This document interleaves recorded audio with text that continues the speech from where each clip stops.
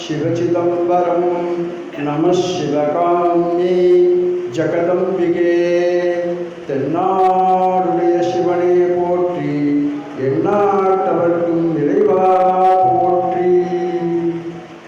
எல்லாம் வல்ல நம்பெருமான் ஸ்ரீ சிவகாம சுந்தரி சமேத ஸ்ரீமன் ஆனந்த நடராஜ ராஜமூர்த்தியினுடைய அனுகிரக திருவருள் துணை கொண்டு அவருடைய ஆருத்ரா நட்சத்திரமான திருவாதிரையிலே அவர் பணித்த வண்ணம் நாமெல்லாம் சேர்ந்து அவருடைய பெருமையையும் அருளாளர்களுடைய பெருமையும் போற்றும் வண்ணம் அவர் பணித்தவாறு நம்ம சித்திரை முதல் பங்குனி வரை இந்த திருவாதிரை ஆன்மீக சொற்பொழிவினை நிகழ்த்தி வருகிறோம்.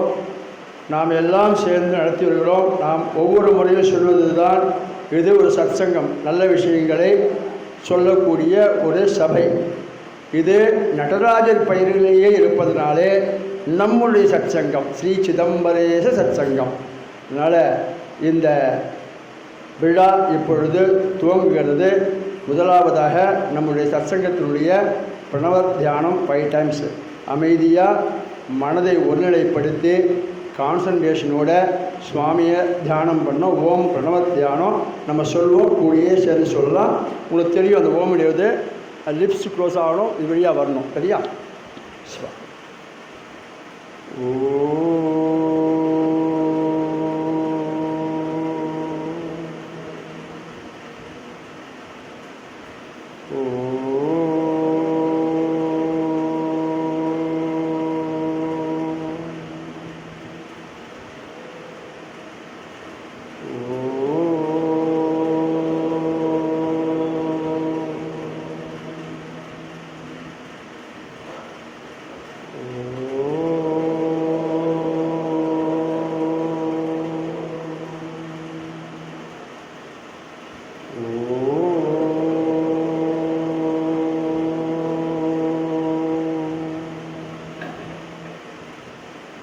அடுத்ததாக சிறப்பு விருந்தினை பற்றி அறிமுக உரை. ஒவ்வொரு மாதமும் ஒவ்வொரு லெஜெண்ட் ஆண்டோரெலாம் வந்துட்டுருக்காங்க.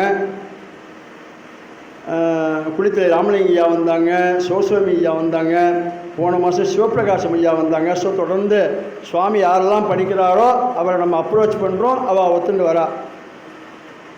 அதில் ஒரு 7-8 மாதத்தில் நம்மதுலேயே ஒரு 2 பேர் நல்ல சிறப்பாக இப்போ வளரும் கலைஞர்களாக வந்துட்டுருக்கா. எல்லா சத் விஷயங்கள் நிறைய திறமையை வளர்த்துட்டு வந்துட்டுருக்கா.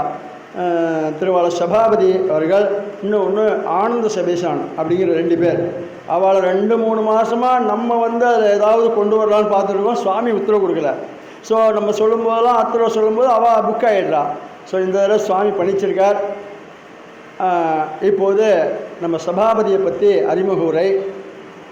நமது சபாபதி ஸ்ரீமான் தியாகப்பா தீட்சிதருடைய புதல்வர், எங்களுடைய குடும்பத்தினுடைய தலையாக இருக்கக்கூடிய ஸ்ரீமான் பிரம்மஸ்ரீ மாரிமுத்து தீட்சிதருடைய அந்த குடும்பத்தில் வந்த சபாபதி. இந்த சபாபதி அப்படின்னு சொன்னாக்கா, சபாபதினாலே எல்லாருக்கும் ஒரு வழியோடு தான். சபாபதினா நடராஜர் பேரில் இருக்கார் இல்லையா, அதனால் சபாபதி. அவர் ராமகிருஷ்ணா ஸ்கூலில் 1வதுலேருந்து படித்தார். அங்கே இருக்கக்கூடிய ஆசிரியர் பெருமக்களெல்லாம் ரொம்ப துணையாக இருந்து அவருக்கு ஒரு சேவை பண்ணி அவரை இந்த அளவுக்கு +2 வரையும் கொண்டு வந்தாங்க. இதில் சுவாமியினுடைய கிருபை ஞானத்தில் முதக்கிறதுக்காக அந்த ஞானத்தை மட்டுமே, அந்த நேத்திரத்தை மட்டுமே சுவாமி கொடுத்துருக்கார். அதனால் வேறு எந்த சிந்தனையும் இல்லாத ஞானத்தை மட்டுமே அவர் சிந்தித்து பயணிச்சுருக்கார். அப்பேற்பட்டவர் நம்ம +2 முடிச்சுட்டு அடுத்தது என்ன கோர்ஸு, இன்ஜினியரிங்கா ஏதாவது பண்ணலாம் அப்படின்னு சொல்லி அவர் கேட்கும் பொழுது, அவர் தமிழ் தான் நான் பண்ணுவேன் அப்படின்னு சொல்லி பிடிவாதமாக இருந்தார். தமிழில் தான் நான் கோர்ஸ் பண்ணுவேன் அப்படின்னு சொன்னார். அதாவது சொல்லுவோம், தமிழுக்கு அமுதென்று பேர், அந்த தமிழ் இன்பத்தமிழ் எங்கள் உயிருக்கு நேர், எங்கள் உயிருக்கு நேர்னு பாரதியார் சொல்கிற மாதிரி நமக்கு தாய்மொழி தான் எல்லாத்துக்கும். அப்படிப்பட்ட தமிழில் அவர் நம்முடைய அண்ணாமலை பல்கலைக்கழகத்தில் டியூயல் கோர்ஸாக 5 years எம்ஏ பண்ணார், தென் எம்பிஎல் பண்ணார், அதுக்கடுத்தது பிஹெச்டி பண்ணார். அதுக்கப்புறம் இவ்வளவுக்கும் ஞானத்தை மட்டுமே சுவாமியோட கிருப்பையில் பண்ணினார். அதுக்கப்புறம் அந்த டீச்சர்ஸ் ஓரியன்டாக ஸ்லெட்டு நெட்டு அப்படிங்கிற எல்லா இதையும் பண்ணியிருக்கார். அவர் ஜாப் ஆப்பர்ச்சுனிட்டிக்காக இருக்கார். இல்லை சுவாமி அதுக்கும் கிருபை பண்ணணும் அப்படின்னு நாம் எல்லாம் சேர்ந்து பிரார்த்தனை பண்ணணும் அப்படின்னு முதல்ல கேட்டுக்கிறோம். அவரை நீங்கள்லாம் புரோத்சாகப்படுத்தணும், வாழ்த்தணும். வளரும் கலைஞராக இருக்கார்.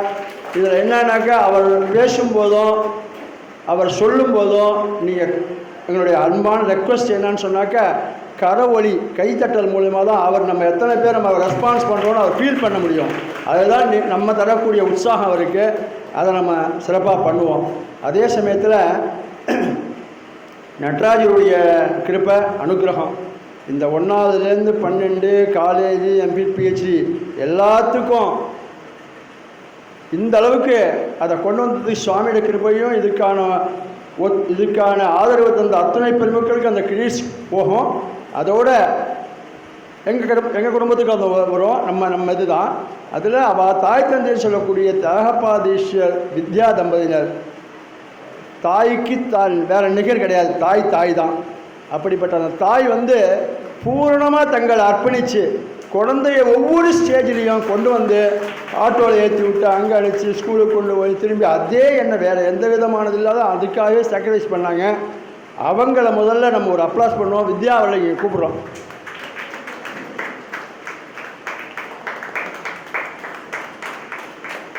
அந்த தியாக செம்மல் அவங்களுடைய தாய் திருமதி வித்யா தியாகபாதீஸ்வர் ஸ்ரீசிவா.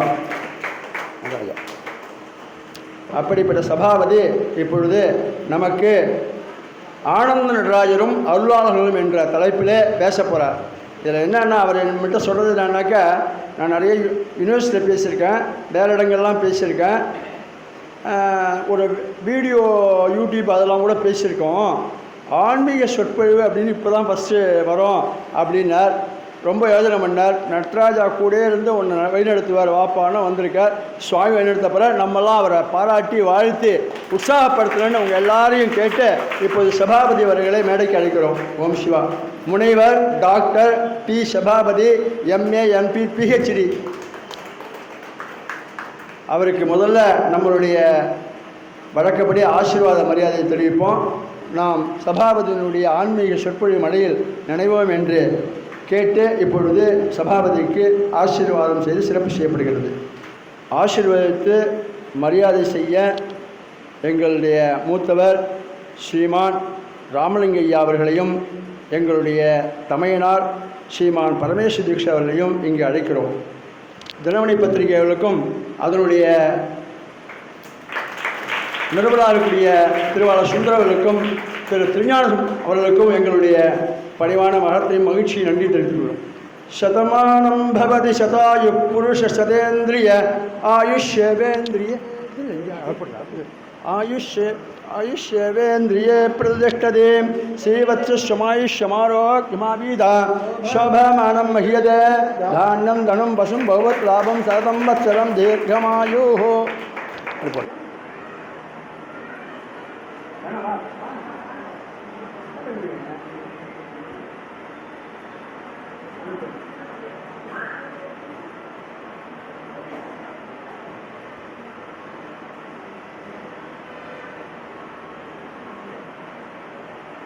அடுத்ததாக ஆகாஷா அவார்ட் சார்பில் திருவாளர் டீச்சர் ஆசிரியர் அருணாச்சலம் ஐயா அவர்களும் சபாபதியுடைய ஆரம்பகால கல்வியில் ஆசிரியராக இருந்த சொற்பொழிவாளர் ஆண்டோர் திருவாளர் அருள் பிரகாஷ் அவர்களும் இங்கே வந்திருக்கிறார்கள். இப்பொழுது அந்த வாழ்த்தினை படித்து அவருக்கு அளிப்பார்கள். ஓம் சிவா. சபாபதி அவர்கள் என்னுடைய மாணவர் என்று சொன்னார்கள். ஆனால் சபாபதி எனக்கு ஆசிரியராக இருந்தார். நான் அதுக்கு சான்று சொல்லட்டுங்களா? நடராசரை பார்த்தீங்களா தில்லை மாநகர் தண்ணியிலே அவர் எனக்கு சொல்லி தந்த பாட்டு. சரிதான சபாபதி? இன்னொரு பாட்டு இருக்குது, அதெல்லாம் நேரங்கிறது நான் சொல்லலை. அவரிடம் நாம் கற்றுக்கொண்டு நான் நிறைய பிள்ளைங்களுக்கு இவருக்கு பின்னால் அதை சொல்லி கொடுத்துட்டு இருந்தேன். அந்த பாட்டை நடராசரை பார்த்தீங்களா, அவங்க தியாகப்பையா அவர்கள் இயற்றிய பாட்டு அப்படின்னு சொல்லி சொன்னார். அந்த வகையிலே இதை வாசித்தளிப்பதில் இந்த வாய்ப்பு எனக்கு வழங்கிய அருணாச்சலம் அவர்களுக்கு நன்றியை தெரிவித்து, இப்பொழுது இந்த ஆகாசா அவார்டு அதை வாசித்து அளிக்க இருக்கிறேன். திருச்சி தம்பலம் ஸ்ரீ ஸ்ரீ மகா பெரியவா சத்சங்கம் சிதம்பரம், ஆகாசா அவார்ட்ஸ் சிதம்பரம், ஸ்ரீ வித்யா பாலா பீடம் சிதம்பரம், ஸ்ரீ சிதம்பரேச சத்சங்கம் சிதம்பரம் இணைந்து வழங்கும் தில்லை ஸ்ரீ ஆனந்த நடராஜரின் ஆருத்ரா நட்சத்திர ஆன்மீக சொற்பொழிவு நிகழ்வில் ஆன்மீக வளர் சொற்பொழிவு செம்மல், ஆன்மீக வளர் சொற்பொழிவு செம்மல் முனைவர் D Sabapathi MA Tamil MPhil PhD, முனைவர் D Sabapathi MA Tamil MPhil PhD. Thillai சித்தாந்த ஆகம அறப்பணிகளை அளிப்பதை பாராட்டி சபாபதி அவர்களுக்கு தில்லை மண்ணில் ஆன்மீக வளர் சொற்பொழிவு செம்மல், ஆன்மீக வளர் சொற்பொழிவு செம்மல் என்ற பட்டம் 19/11/2024 சிதம்பரம் நகரத்தார் விடியலில் நடைபெற்ற ஆன்மீக சொற்பொழிவில் வழங்கி பாராட்டுகிறோம். ஆர் கற்பகம், பா அருணாச்சலம், டி செல்வரத்ன தீட்சிதர், ஸ்ரீ வித்யா பாலாபீடம், ஸ்ரீ சிதம்பரேச சத்சங்கம், வி லதா, ஆகாசா ட்ரஸ்ட். நன்றி, வணக்கம். திருச்சிதம்பலம்.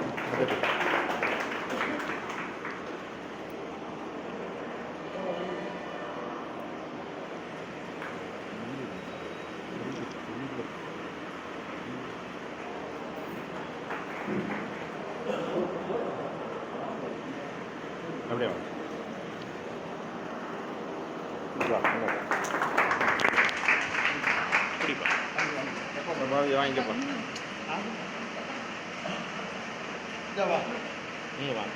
விருந்தாயிருந்தாலும் மருந்தாயிருந்தாலும் இருந்து கேட்பேன்னு சொன்னேன், ஞாபகம் இருக்கா சார்? ஒரு நிமிஷம்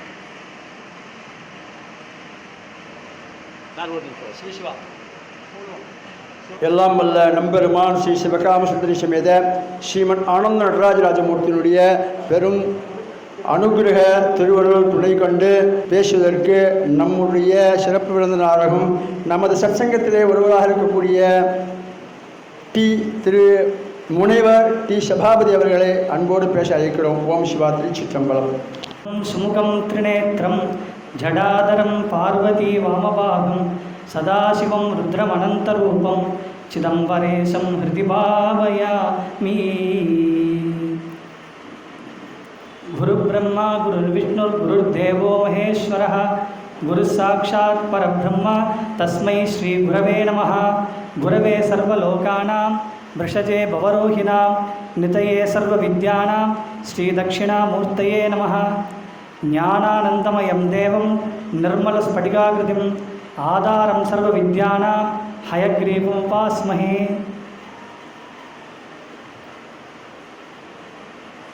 எல்லாம் வல்ல ஸ்ரீ சிவகாம சுந்தரி சமேத ஸ்ரீமன் ஆனந்த நடராஜராஜமூர்த்தியின் பொற்பாதங்களை வணங்கி வாழிய செந்தமிழ் வாழ்க நத்தமிழர் வாழிய பாரத மணித்திருநாடு என்று பாரதி சொன்னதற்கிணங்க தமிழ்த்தாயையும் வணங்கி முதலில் ஒரு தேவாரத்தோடு நாம் துவங்குகிறோம்.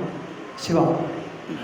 சொற்றுணை வேதியன் ஜோதிவானவன், சொற்றுணை வேதியன் சோதிவானவன், பொற்றுணை திருந்தடி பொருந்த கை தோழ, சொற்றுணை வேதியன் ஜோதிவானவன்,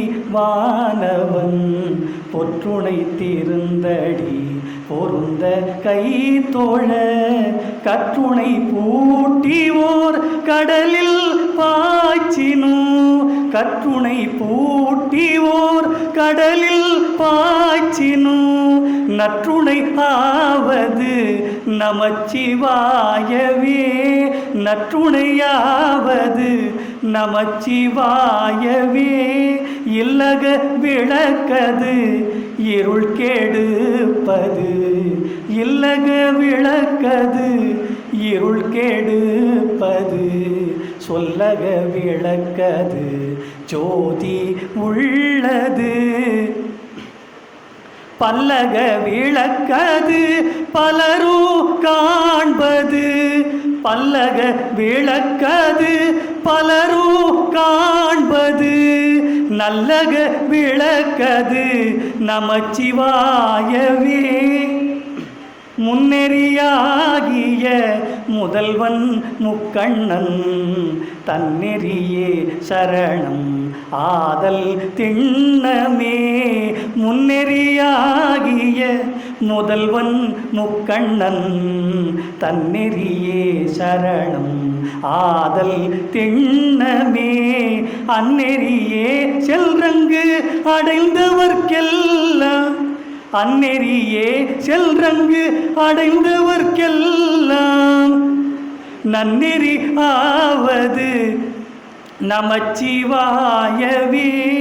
மாப்பினை தழுவிய மாதோர் பாகத்தன் மூப்பினை திருந்தடி பொருந்த கை தோழ, நாப்பினை தழுவிய நமச்சிவாய 10 ஏற்றவள்ளார் தமக்கு இடுக்கண் இல்லையே. நாப்பினை தழுவிய நமச்சிவாய 10 ஏற்றவல்லார் தமக்கு இடுக்கண் இல்லையே.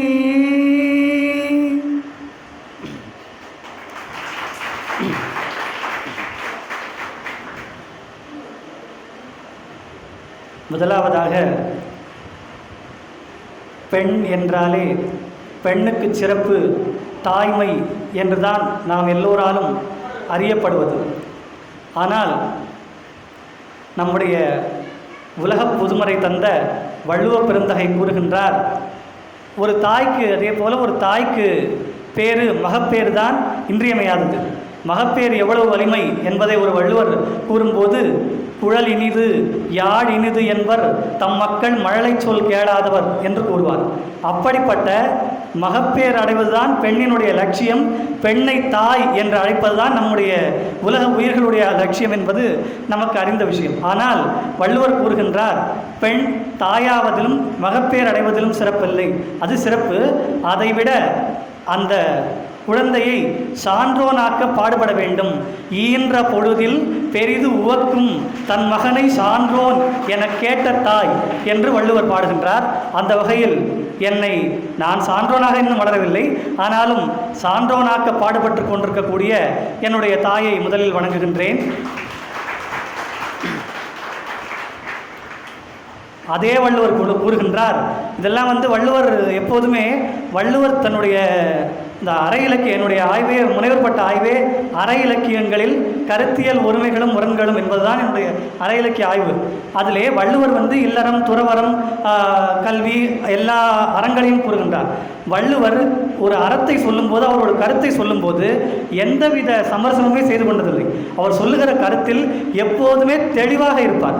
அப்படி தாயை பற்றி இப்படி சொன்ன வள்ளுவர், ஈன்ற குழலினிது யாழினிது என்பர் தம் மக்கள் மழலை சொல் கேளாதவர், மகப்பேறு தான் சிறப்பு என்றெல்லாம் சொல்லிவிட்டு மகப்பேரை விட சான்றோனாக்க வேண்டும் என்று தாய்க்கு கட்டளை போட்ட வள்ளுவர் தந்தைக்கு சொல்லுகின்றார், தந்தை மகற்காற்றும் நன்றி அவையத்து முந்தி இருப்ப செயல் என்று வள்ளுவர் சொல்கின்றார்.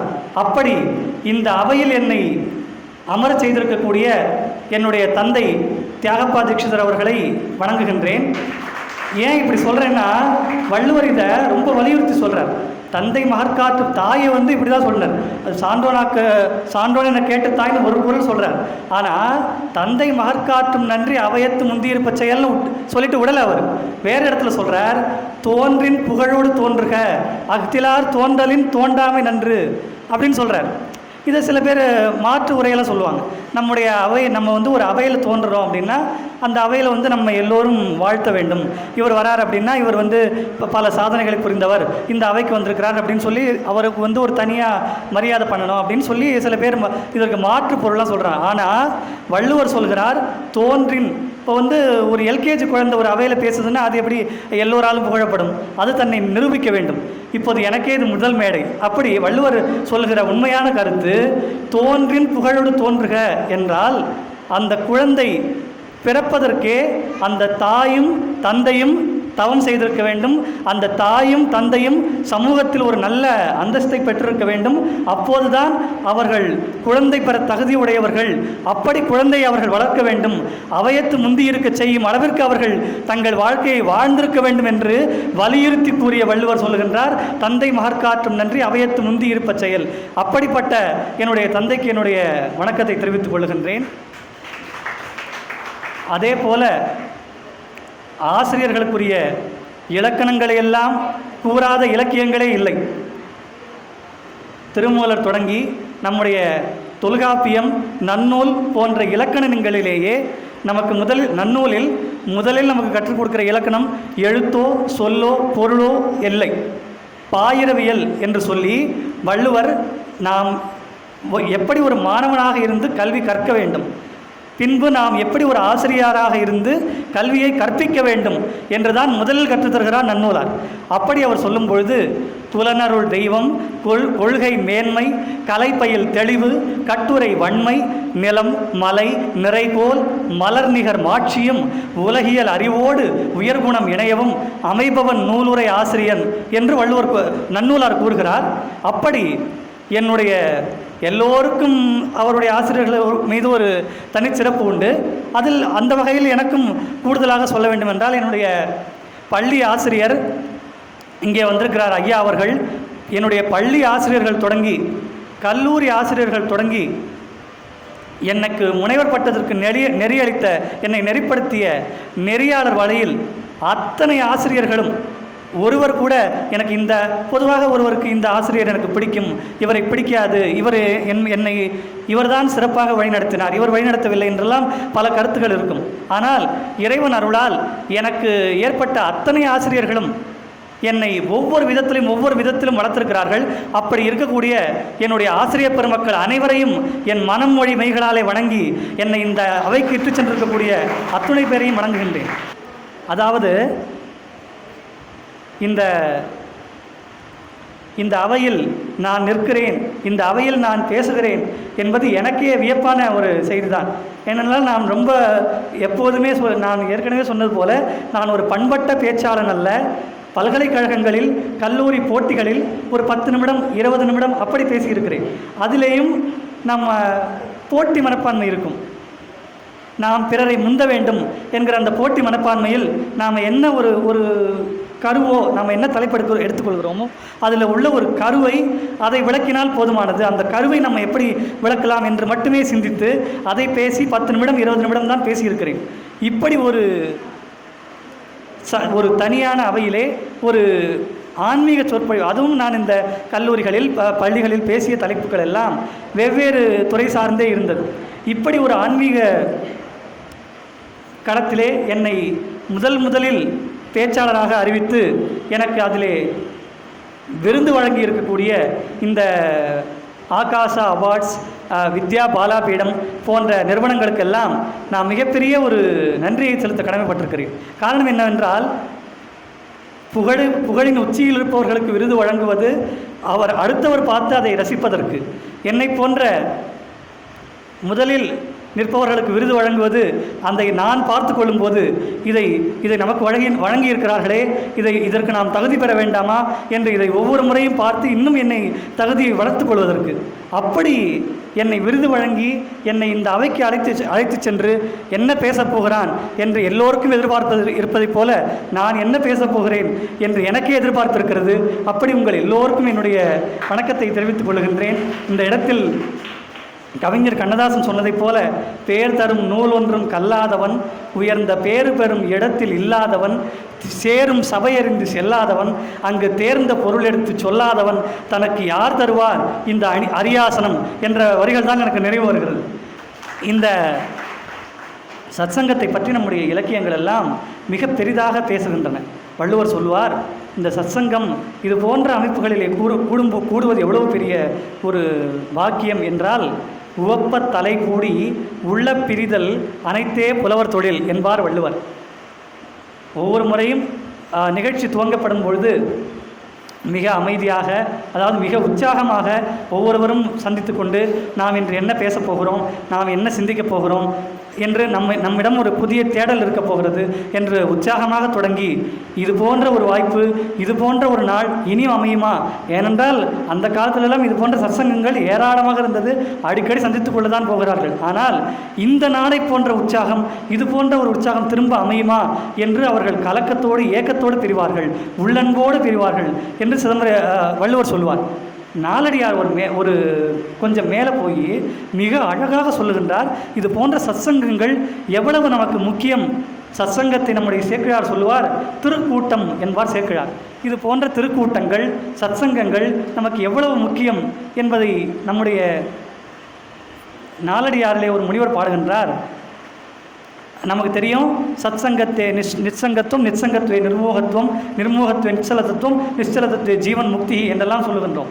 இப்படிப்பட்ட இந்த திருக்கூட்டத்தில் நாம் எல்லாம் இவ்வளவு இணைகிறோம் என்றால் நமக்கெல்லாம் என்ன ஒரு பெனிஃபிட், பலன் இருக்க போகிறது என்றால், நாம் எல்லோரும் இறைவனை அடைய வேண்டும் என்றுதான் பெனிஃபிட். நமக்கு இதில் வேறு இன்னும் பலன்கள் இருக்க போவதில்லை.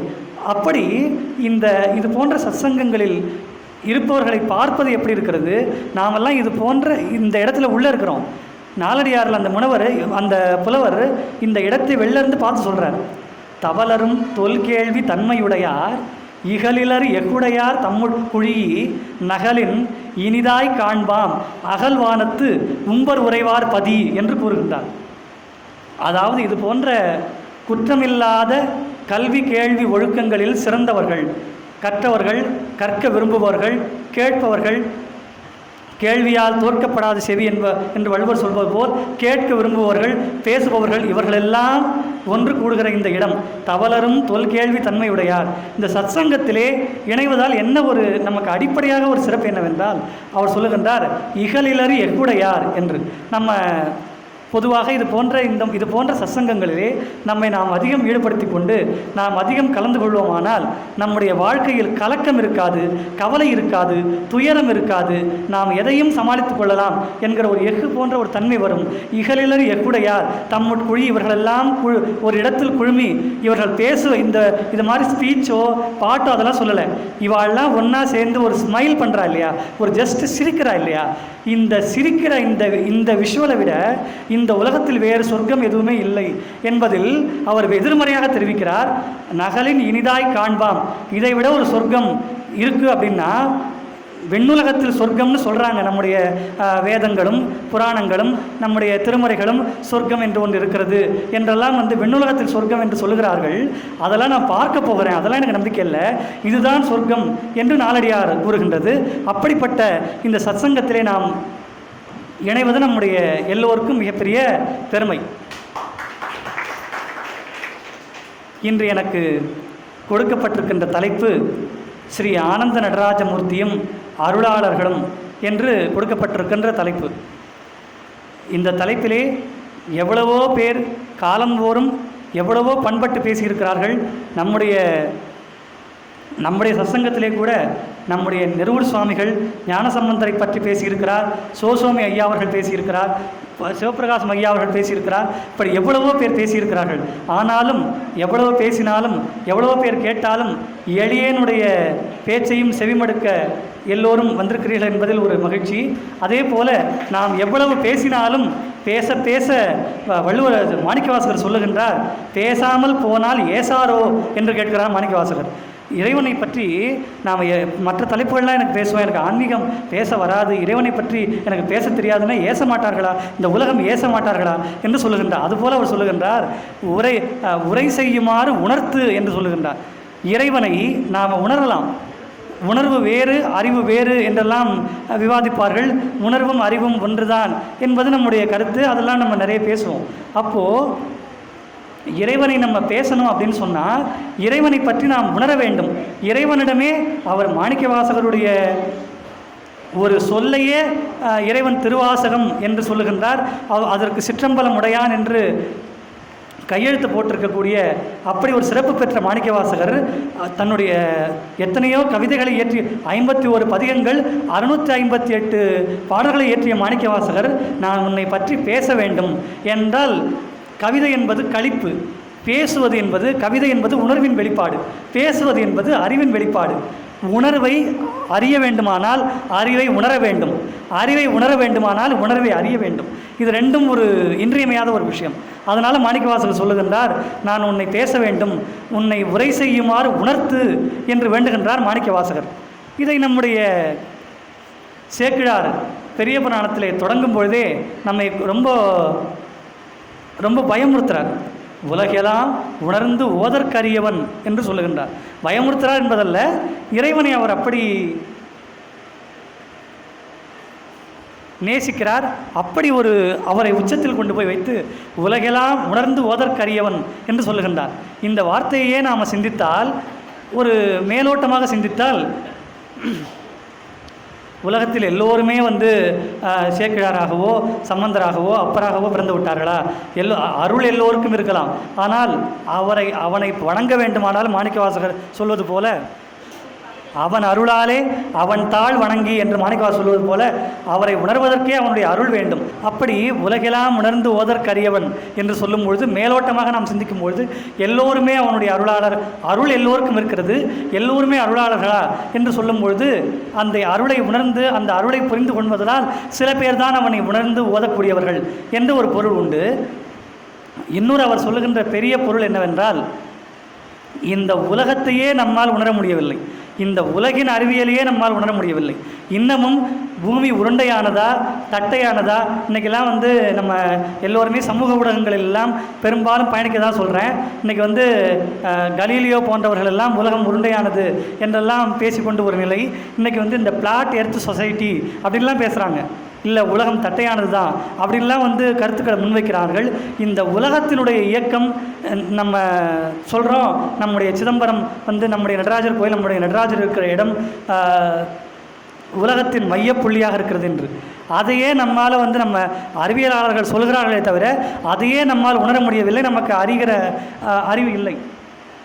அப்படி இந்த உலகத்தையே நம்மால் உணர முடியவில்லை, நம்முடைய படைப்பை நம்மால் உணர முடியவில்லை. நம்ம நினைத்து பார்க்கிறோம், நாம் பிறப்பதற்கு முன்பும் உலகம் இருந்தது, நமக்கு பின்பும் உலகம் இருக்கும் என்பதையே நம் அறிவுதான் உணருமே தவிர நம் மனம் உணராது. இன்னொன்று கூட சொல்லலாம், நம்முடைய பிறப்பு இறப்பு, இந்த ஆன்மா ஜீவன் என்பதெல்லாம் கூட இன்று வரையில் நமக்கு போதிக்கப்படுவதை தவிர நாம் இன்னும் உணரப்படுவதில்லை. நான் அடிக்கடி சொல்வது வேடிக்கையாக, நாம் ஒருவர், இது யாரும் தவறாக நினைக்க வேண்டாம், நாம் ஒருவர் விண்ணுலக பதவி அடைந்திருக்கிறார், நீத்தார் அல்லது இறந்திருக்கிறார் என்பதை கூட நம்மால் அவரை இயக்க முடியவில்லை, நம்மிடத்தில் அவர் இயங்கவில்லை என்பதில் தான் புரிந்து கொண்டிருக்கிறோம். அதைத்தான் நம்முடைய அருளாளர்கள் ஞானிகள் ஆன்மாவுக்கு அழிவில்லை என்று சொல்லிக் கொண்டிருக்கிறார்கள். அதையே நாம் இன்னும் உணர முடியவில்லை. நாம் உடலால் அவர் இல்லை என்பதில் அவர் இறந்து விட்டார் நாம் என்று நாம் நினைத்து கொண்டிருக்கிறோம். அப்படி நம்முடைய மனிதன் என்கிற ஒரு உயிர், மனிதத்தையே நாம் இன்னும் சரியாக உணர்ந்த பாடில்லை. மானுட கோட்பாடு என்றே பல ஆய்வுகள், மானுடவியல், மானுட கோட்பாடு, மானுட அறிவியல் என்றே பல்வேறு ஆய்வுகள் நடத்தப்பட்டு கொண்டிருக்கின்றன. இந்த மானுடத்தை, விலங்குகளை, பறவைகளை, விதவிதமான இயற்கை படைத்த, இறைவன் படைத்த உயிரினங்களின் முழுமையான ஒரு விஷயத்தையே நாம் இன்னும் உணர முடியவில்லை. அதற்கிடையில் நமக்கென்றால் நம் போன்ற பல அறிவாளிகளுக்கு புதிய புதிய கற்பனைகள் தோன்றுகின்றன, புதிய புதிய படைப்புகளை வெளியிடுகின்றோம், புதிய புதிய உயிரினங்களை தயாரிக்கின்றோம், புதிய உலகத்தை தயாரிக்க முயற்சி செய்து கொண்டிருக்கின்றோம். இன்றைக்கு ஆர்டிஃபிஷியல் இன்டெலிஜென்ஸ் என்றெல்லாம் செயற்கை மனிதனை தயாரித்து அவனை உலக விட போகிறோம் என்றெல்லாம் பேசி கொண்டிருக்கின்றோம். இப்படி நம்மையே நாம் உணரவில்லை, நாம் புதிதாக ஒன்றை தயாரிக்கிற அளவுக்கு இன்றைக்கு வாழ்ந்து கொண்டிருக்கின்றோம். மனிதத்தை உணர முடியவில்லை, விலங்கை உணர முடியவில்லை. இந்த மனிதர்கள், விலங்கு, நமக்கு தெரிந்த, கண்ணுக்கு தெரிகின்ற, கண்ணுக்கு தெரியாத உயிரினங்களையே நாம் இன்னும் உணர்ந்த பாடில்லை. இந்த உலகத்தில், இந்த உலகம் போன்று 7 உலகங்கள் இருக்கின்றன என்று நம்முடைய வேதங்கள், இதிகாசங்கள், புராணங்கள் எல்லாம் சொல்கின்றன. இந்த உலகத்தையே நம்மால் உணர முடியவில்லை. இந்த உலகத்தை நாம் முதலில் உணர வேண்டும், 7 உலகங்களையும் உணர வேண்டும். இவையெல்லாம் இப்படித்தான் இயங்குகின்றன, இதை இப்படித்தான் இயக்க முடியும், இது இப்படி இயங்குகின்றன. இந்த இயக்கத்தை நாம் புரிந்து கொள்ள வேண்டும். முதலில் அந்த இயக்கத்தை உணர்ந்த பிறகு இது யார் படைத்தார்கள், இது ஒருவனால் படைக்கப்பட்டதா அல்லது இது இயற்கையாக உணர்ந்ததா என்பதை நாம் உணர்ந்து, இல்லை இது இயற்கையாக இவ்வளவும் நிகழ்ந்திருக்க முடியாது, முடிவும் இல்லை முதலில்லை என்று சொன்னாலும் இது ஏதோ இயற்கையாக மட்டுமே இல்லை, இதை தோற்றுவித்தவன் ஒருவன் இருக்கிறான், அவன்தான் இந்த இவ்வளவையும் படைத்திருக்கிறான் என்று அவனை உணர்ந்து அதை ஓத வேண்டும் என்றால் அது எவ்வளவு பெரிய அருமையான விஷயம். அதை சொல்லுகின்றார் சேக்கிழார். உலகெல்லாம் உணர்ந்து ஓதற்கு அரியவன் என்று சேக்கிழார் பேசுகின்றார். அதை நம்முடைய மாணிக்கவாசகர் அப்போ நம்ம சொல்கிறோம், அப்படிப்பட்ட இறைவனை நாம் எப்படி பேசுறது, நமக்கு இப்படி ஒரு தலைப்பு கொடுத்திருக்கிறார்களே ஆனந்த நடராஜமூர்த்தியும் அருளாளர்களும் என்று நாம் எப்படி இதை பேசுவது என்றால், மாணிக்கவாசகர் மிக நமக்காக நாங்கள் அடிக்கடி பேசும்போது சொல்லுவோம், நம்முடைய சமயக்குறவர்கள், சந்தானக்குறவர்கள், அருளாளர்கள் பல பேர் இருந்தாலும் ஒரு நம்ம எல்லாம் ஒரு ஃபேமிலி, நம்ம குடும்பம் அப்படிங்கிறதுனால நாங்கள் ரொம்ப நம்ம மாணிக்கவாசகர் ஒரு செல்லம் அப்படிம்போம். காரணம் என்னென்னா, நமக்கு புரிகிற மொழியில் அவர் நிறைய சொல்லுவார். அப்படி உலகெல்லாம் உணர்ந்து ஓதற்கு அரியவன் என்று சேக்கிழார் பேசியதை மாணிக்கவாசகர் எளிமையாக சொல்லுகின்றார். யாவரும் அறிவறியாய் எமக்கெடியாய் என்று கடந்து விடுகின்றார். யார் அயலாருக்கு தன்னை அணுகாத, தன்னை புரிந்து கொள்ளாத அயலாருக்கு வேண்டுமானால் அவனை ஓதற்கு அரியவனாக இருக்கலாம், அறிவுக்கு அரியவனாக இருக்கலாம், எமக்கு என்று போடுகின்றார் பன்மையில். ஆனால் எங்களை போன்றவர்களுக்கெல்லாம் இது மிக எளிதாக அவனை அடைய முடியும் என்று மிக எளிமையாக கடந்து கொண்டிருக்கின்றார். அப்படிப்பட்ட இந்த இறைவனை நாம் சிந்திக்கிறோம். நம்முடைய இந்த உலக வாழ்க்கையில் நாம் செய்கிற செயல்களை, நம்முடைய வாழ்க்கை முறையை நாம் 2 பிரிவாக பிரிக்கின்றோம். ஒன்று ஆன்மீகம் என்று பேசுகின்றோம், இன்னொன்று லௌகீகம் என்று பேசுகின்றோம். அதாவது நமக்கு தெரியும், லௌகீகம் என்பது லோகம் என்கிற வேர்ச்சொல்லிலிருந்து பிறந்த சொல்லாக லௌகீகம். நம்ம தமிழில் சொல்ல வேண்டுமென்றால் உலகியல் என்று சொல்வோம். நாம் இந்த உலகில் எப்படி வாழ வேண்டும், எப்படி பொருள் ஈட்ட வேண்டும், உலக இன்பங்களை எப்படி தூய்க்க வேண்டும், எப்படி அனுபவிக்க வேண்டும் என்பது தொடர்பான நாம் செய்கிற காரியங்கள், நாம் படிக்கிற அறங்கள். வள்ளுவன் சொல்வான், வையத்துள் வாழ்வாங்கு வாழ்வார் வானுரையும் தெய்வத்துள் வைக்கப்படும் என்று. முதலில் இந்த உலகியலை நான் யாருமே பிறந்த பொழுது எந்த பக்குவமும் இல்லாமல் நம்ம அருளாளர்கள்லாம் இருக்காங்களே அப்படின்னா அது வேறு. நம்முடைய எல்லோருமே நான் முதலிலேயே நான் உலகியலை வெறுத்தவன், நான் ஞானியாக போகிறேன், நான் இயல்பாகவே ஞானி ஆகிட்டேன் அப்படின்லாம் நம்ம யாரும் பேச முடியாது. நாம் எல்லோருமே வையத்துள் வாழ்வாங்கு வாழ்ந்த போதுதான் வானுலையின் தெய்வத்தில் வைக்கப்படும், தெய்வத்தையே நம்மால் புரிந்து கொள்ள முடியும் என்று வள்ளுவன் சொல்கின்றான். அப்படி இந்த உலகியலை நாம் வாழ்கிற, உலகியலுக்காக நாம் செய்கிற செயலை, உலகியலை பற்றி நாம் பேசுகிற சிந்திக்கிற விஷயங்களை நாம் லௌகீகம் என்று சொல்வோம். இந்த லௌகீகம் நம்முடைய இம்மைக்கு பயன்படும். இம்மை மறுமை என்று 2 பிரிவாக மற்றொன்றை நாம் சொல்லுவோம். இம்மை என்பது இவ்வாழ்க்கையில் நம்முடைய இந்த வாழ்க்கை முறையை பற்றி பேசுவது இம்மை. இந்த வாழ்க்கைக்கு பிறகும் ஒரு வாழ்க்கை இருக்கிறது, இந்த மனிதத்துக்கு பிறகும் ஒரு மேலுலகம் இருக்கிறது, மோட்சம் இருக்கிறது, பிறப்பற்ற தன்மை இருக்கிறது, மறுமை என்று சொல்கிறோம்.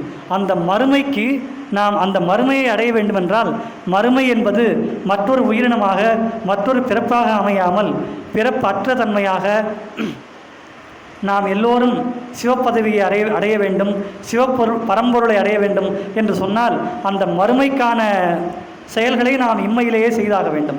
இம்மையிலேயே பேச வேண்டும், படிக்க வேண்டும், பாட வேண்டும், செய்ய வேண்டும். எல்லாவற்றையும் நாம் இந்த மறுமையில் செய்ய வேண்டும். அப்படி நம்முடைய இம்மைக்காக செய்கிற செயலை லௌகீகம் என்று சொல்வது போல, மறுமைக்காக நாம் மேற்கொள்ளுகிற இந்த விஷயங்களை ஆன்மீகம் என்று நாம் ஆன்றோர்களால் அழைக்கப்படுவது வழக்கம். இந்த ஆன்மீகத்திலே நம்முடைய மதங்கள் நமக்கு பல்வேறு சமயங்கள் இருக்கிறது, பல்வேறு கடவுள்கள் இருக்கிறது, பல்வேறு வழிபாட்டுகள் இருக்கின்றது. அதில் நாம் சைவம் என்பது பற்றி பேசுவோம். இந்த பல்வேறு வழிபாட்டை பற்றி பேசும்போது எல்லாமே பரம்பொருள் தான் என்பதை பேசும்போது கம்பன் சொல்லுவான். கம்பன் ஒரு அருமையான இடத்தில் இதை சொல்லுகின்றான். எந்த இடத்தில் என்றால், உலாவியல் படலத்தில் ராமனுடைய அழகை வர்ணிக்கிறான் கம்பன். எல்லோரும் எடுத்து காட்டிய ஒரு பாடல், எல்லோருக்குமே தெரிந்த ஒரு பாடல். இப்படி ஒரு அழகை வர்ணிக்கிற கம்பன் ராமனில் கொண்டு போய் பரம்பொருளை புகுத்துகின்றான். மிக அற்புதமான பாடல். உலாவியல் படலத்தில் ஜனகனும் ஜனக மகாராஜா தயரதனும் ராமன் சுயம்பரத்திற்கு பிறகு வில்லை வளைத்ததற்கு பிறகு நம்ம திருமணங்களில் எல்லாம் ஜானவாசம் என்று சொல்வார்கள் அல்லவா, அதுபோல ராமனை வந்து ஒரு ரதத்தில் அழைத்து வருகிறார்கள். எல்லோரும் வீதியில் உள்ள மக்கள் எல்லாம் அதுவரையில் ராமனை பற்றி கேள்விப்பட்டிருப்பார்கள். ராமனை பார்க்க வேண்டும் என்கிற ஆர்வத்திலே எல்லோரும் வருகிறார்கள். எல்லோரும் வருகிறார்கள் என்பதையே விருந்து வீழ் குழல்கள் பாரார், மேகலை அற்ற நோக்கார், சரிந்த துயில்கள் தாங்கார், இடை தடுமாற தாழார், நெருங்கினர் நெருங்கி புக்கு நீங்குமின் என்று அருங்கல தனைய மாதர் தேன்முகர் அலியின் மொய்த்தார் என்றெல்லாம் எல்லோரும் எப்படி அவரை மொய்க்கிறார்கள். மானினம் வருவ போன்றும் மயிலினம் திரிவ போன்றும் மீனினம் மிளிர வானில் மின்னினம் மிடைவ போன்றும் தேனினம் சிலம்பி ஆர்ப்ப சிலம்பினம் புலம்பி எங்கும் பூனனை கூந்தல் மாதர் பொம்மென புகுந்து மொய்த்தார் என்று கம்பன் பேசுவார். அப்படி எல்லா பெண்களும் எல்லா ஆண்களும் உலகத்தில் சகல ஜீவராசிகளும் ராமனை முதலில் திருமண கோலத்தில் ஒரு மணமகளாக ராமனை முதல்ல பார்க்கணும் அப்படிங்கிறதே ஒரு எதிர்பார்ப்பு. அதிலும் ஒரு மணமகனாக பார்க்கிற போது எவ்வளவு உற்சாகமாக இருக்கும். இந்த தருணத்தை நம்ம வந்து தவற விடலாமா என்று எல்லோரும் மொய்க்கிறார்கள். முண்டியடித்து கொண்டு தள்ளி கொண்டு வந்து முதலில் ராமனை பார்க்கிறார்கள். ராமனை எப்படி பார்த்தார்கள் என்கிறதை கம்பன் சொல்லுகின்றார். இன்றைக்கு நம்ம சொல்கிறோம், இன்றைக்கு எவ்வளவோ தொழில்நுட்பங்கள் வளர்ந்திருக்கின்றன, சினிமா மாதிரி எவ்வளவோ வந்திருக்கின்றன. இவை அவ்வளவையும் வெறும் எழுத்துக்களில் மட்டும் கடத்திய ஒரே ஒரு கவிஞன் கம்பன் மட்டும்தான். இதில் நமக்கு யாருமே மாற்று கருத்து இருக்காது. ராமனை எல்லோரும் பார்க்கிறார்கள். எப்படி பார்க்கிறார்கள்? தோள் கண்டார் தோளையே கண்டார், தொடுகடல் கமலம் அன்ன தாழ் கண்டார் தாளையே கண்டார், தடக்கை கண்டார் மகுதே வாழ் கொண்ட கண்ணார் யாரே வடிவினை முடிய கண்டார் ஊழ் கொண்ட சமயம் அன்னான் உருவு கண்டாரை ஒத்தார் என்று பாடுகின்றான் கம்பன். ராமனை பார்க்கிறார்கள் எல்லோரும். சரி, ஒரு மனிதனை பார்க்க வேண்டும். நம்ம ஒருத்தரை பார்த்தோம் அப்படின்னா என்ன சொல்லுவோம்? ஒரு ஃபிகர் அப்படின்னா ஒரு மனிதன் என்றால் அவனை முழுமையாக பார்க்க வேண்டும் அல்லவா? ராமனை பார்க்கிறவர்கள் தோள் கண்டார் தோளையே பார்க்கிறார்கள். அந்த தோளை கடந்து அடுத்த கட்டத்திற்கு அவர்களுடைய கண்கள் நகரவில்லையா? தொடுகடல் தாள் கண்டார் தாளையே கண்டார். காலை பார்க்கிறவர்கள் காலையே பார்த்து கொண்டிருக்கிறார்கள். அடுத்த தோற்றத்தை காணவர்கள் கண்கள் நகரவில்லை. தோளை பார்த்தவர்கள் தோளையே பார்க்கிறார்கள், காலை பார்த்தவர்கள் காலையே பார்க்கிறார்கள். தோல் காலெல்லாம் விடுங்க, அதெல்லாம் பெரிய உறுப்பு. தடக்கை கண்டார் மகுதே, கை விரல்கள் இருக்குல்ல, இந்த கை விரலை பார்த்தவங்க இந்த கை விரலே பார்த்துட்டு இருக்கான், அடுத்த ஸ்டேஜுக்கு மூவ் ஆக மாட்டேங்கிறான். இப்படி இந்த பெண்களை எல்லாம் வர்ணிக்கும் போது கவிஞர்கள் எல்லாம் வர்ணிக்கிறார்களே, பெண்களுடைய கண்கள் வந்து கூர்மையான கண்கள், வாழ் போன்ற கண்கள், அப்படிலாம் வர்ணிக்கிறார்களே. இந்த ஒரு கண்களாவது வாழ் கொண்ட கண்ணார் யாரே வடிவினை முடிய கண்டார், இப்படி வர்ணிக்கிற ஒரு வாழ் கொண்ட கூர்மையான எந்த ஒரு கண்ணாவது ராமனை முழுமையாக பார்க்க முடிந்ததா? ராமனை முழுமையாக இவர்களால் அனுபவிக்க முடிந்ததா என்று கேள்வி எழுப்பிக் கொண்டு கம்பன் சொல்லுகின்றான். காரணம், இவர்களுடைய இந்த இடத்தில் கம்பன் சொல்லுகின்றான், இவர்களுடைய புரிதல் தவறு. இன்று வரையில் நம்முடைய மக்கள் சாதியாலும் சமயத்தாலும் ஏதோ தான் சார்ந்திருக்கிற ஒரு கடவுளை, ஒரு சமயத்தை மட்டும் பெரிதாக எண்ணி இந்த சமயம்தான், இந்த உருவம்தான் கடவுள், இந்த சமயம்தான் கடவுள் என்று நினைத்து கொண்டிருக்கிறார்கள். ஆனால் இது மொத்தமும் கூட்டியதுதான் கடவுள், இது மொத்தமும் உள்ள ஒரு பரம்பொருள் தான் கடவுள் என்று இவர்களின் சித்தறிவு ஏன் உணராமல் இருக்கிறதோ அதுபோல இவர்கள் மொத்தமும் கடவுள், மொத்தமும் பரம்பொருள் என்பதை இவர்கள் அறிவு உணர்ந்திருக்குமானால் ராமனுடைய உருவத்தை மொத்தமும் இவர்கள் உணர்ந்திருப்பார்கள். ஊழ் கொண்ட சமயம் அன்னான் உருவு கண்டாரை ஒத்தார். இவர்கள் எப்படி அறிவால் இறைவன் என்பவன் ஒரு பெரிய, எப்படி பல்வேறு சமயங்கள் இருக்கிறது, பல்வேறு கடவுள்கள் இருக்கிறது, இவை எல்லாம் ஒரு குளம், குட்டை, ஏரி, கம்மா, கால்வாய், வாய்க்கால் போன்ற பிரிவுகள் தான். இவை அத்தனையும் அடங்கிய பரம்பொருள் என்பது மகா சமுத்திரம். நாம் பார்க்கும்பொழுது சமுத்திரத்தை பார்க்க வேண்டும் என்று இவர்கள் மனத்திலேயே இல்லாத காரணத்தால் ராமனை வந்து முகத்தளவில் மட்டும், காலளவில் மட்டும், தோளளவில் மட்டும் பார்க்கிறான் என்று பதிவு செய்திருக்கிறான் கம்பன் அவர்கள். அப்படி நாம் எல்லோரும், இது ஒரு கம்பனுடைய பார்வை இப்படி. ஆனால் நாம் இங்கே என்ன சொல்லுகிறோம் என்றால், அந்த பெண்கள் பார்வையில் நாம் ஒரு சைவனாக, ஒரு வைணவனாக, ஒரு சமணனாக, ஒரு பௌத்தனாக, ஒரு இஸ்லாமியனாக, ஒரு கிறிஸ்துவனாக, ஒரு மதத்தில் மட்டுமே பார்த்து ஒரு கடவுளையே நம்மால் உணர முடியவில்லை, பரம்பொருளை நம்மால் எப்படி உணர முடியும் என்பது நம்முடைய சிற்றறிவு. இப்படி ரெண்டு கான்ட்ரடிக்ஷனுமே நம்ம ரெண்டு வகையாகவே அனுபவிக்கலாம். அப்படி நம்முடைய சைவ சமயத்தில் நம்முடைய நடராஜ பெருமானை நாம் அடிக்கடி நம்ம எல்லாரும் என்ன சொல்லுவார்கள், நம்ம நடராஜ பெருமானை ஆனந்த நடராஜ மூர்த்தி என்று சொல்கிறார்கள்.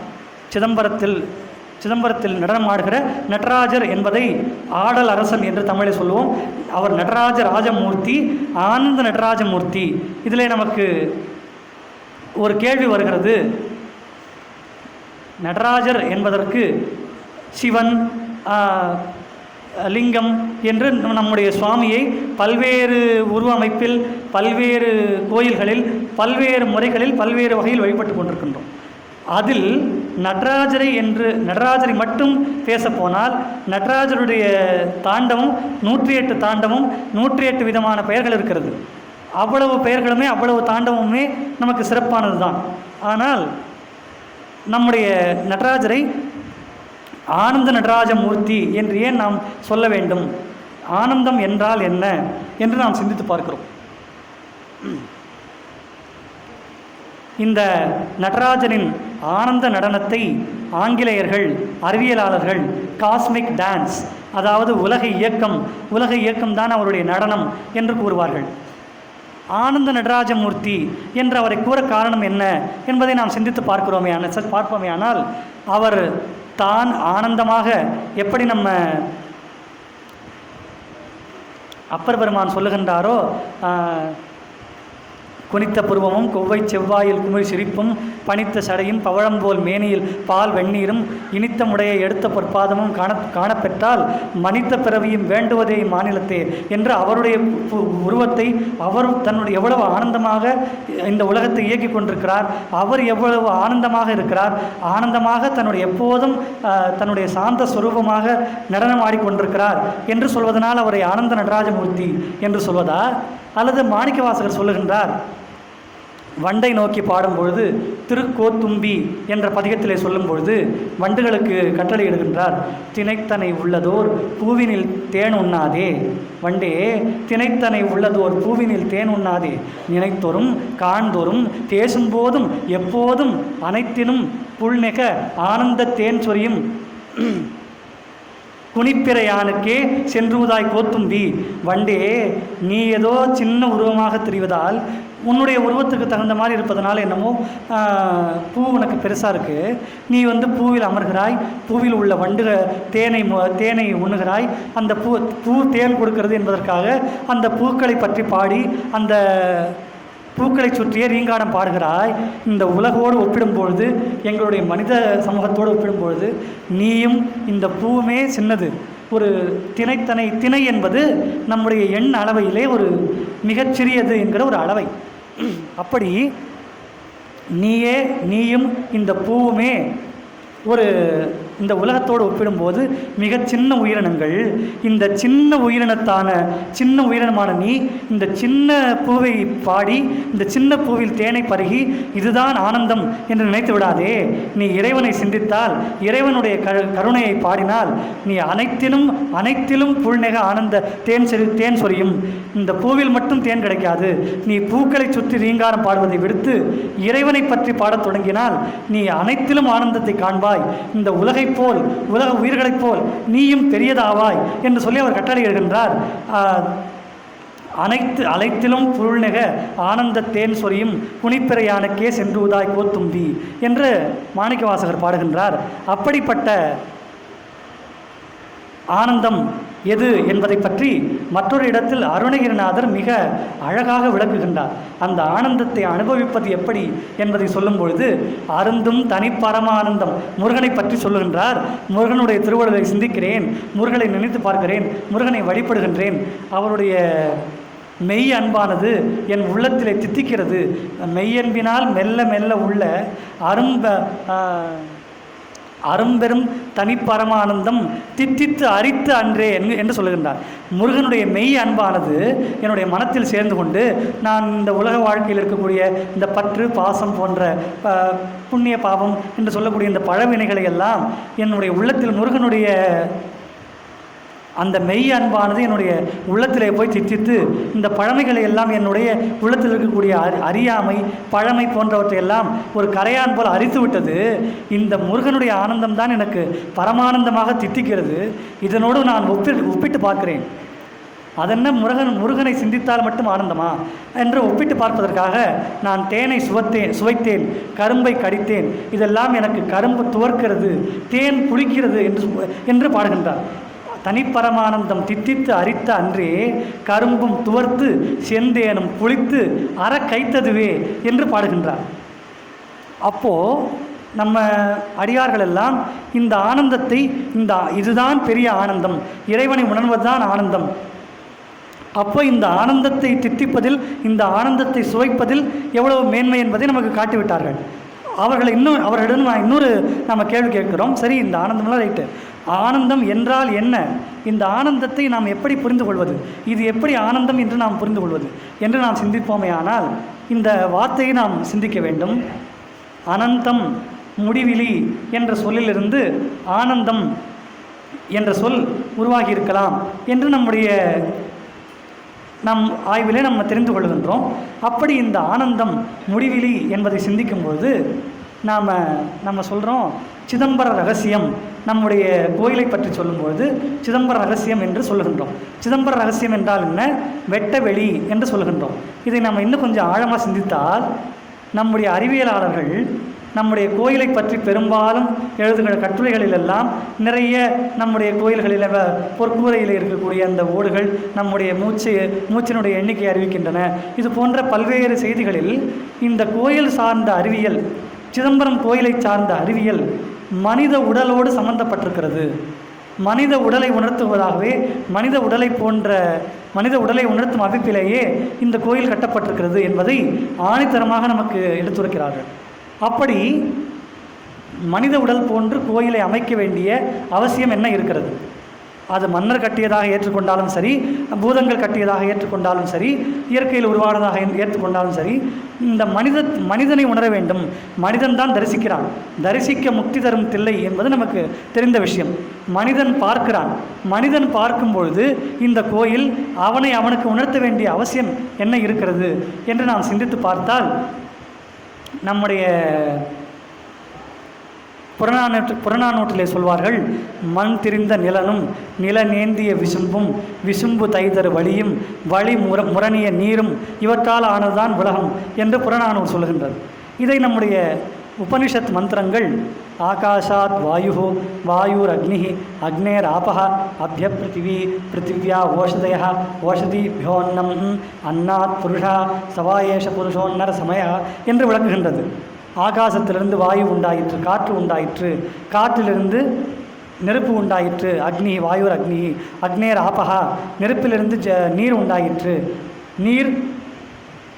நீரிலிருந்து மண் உண்டாயிற்று, அதில் பயிர்கள் உண்டாயிற்று, அந்த பயிர்கள் விளைந்து ஒரு உணவாக உருவாயிற்று, அந்த உணவை உண்பதற்காக புழுக்கள் முதலான உயிரினங்கள் உண்டாயிற்று, அப்படித்தான் இந்த உலகம் உருவாயிற்று என்றெல்லாம் நம்முடைய உபனிஷத் பேசும்.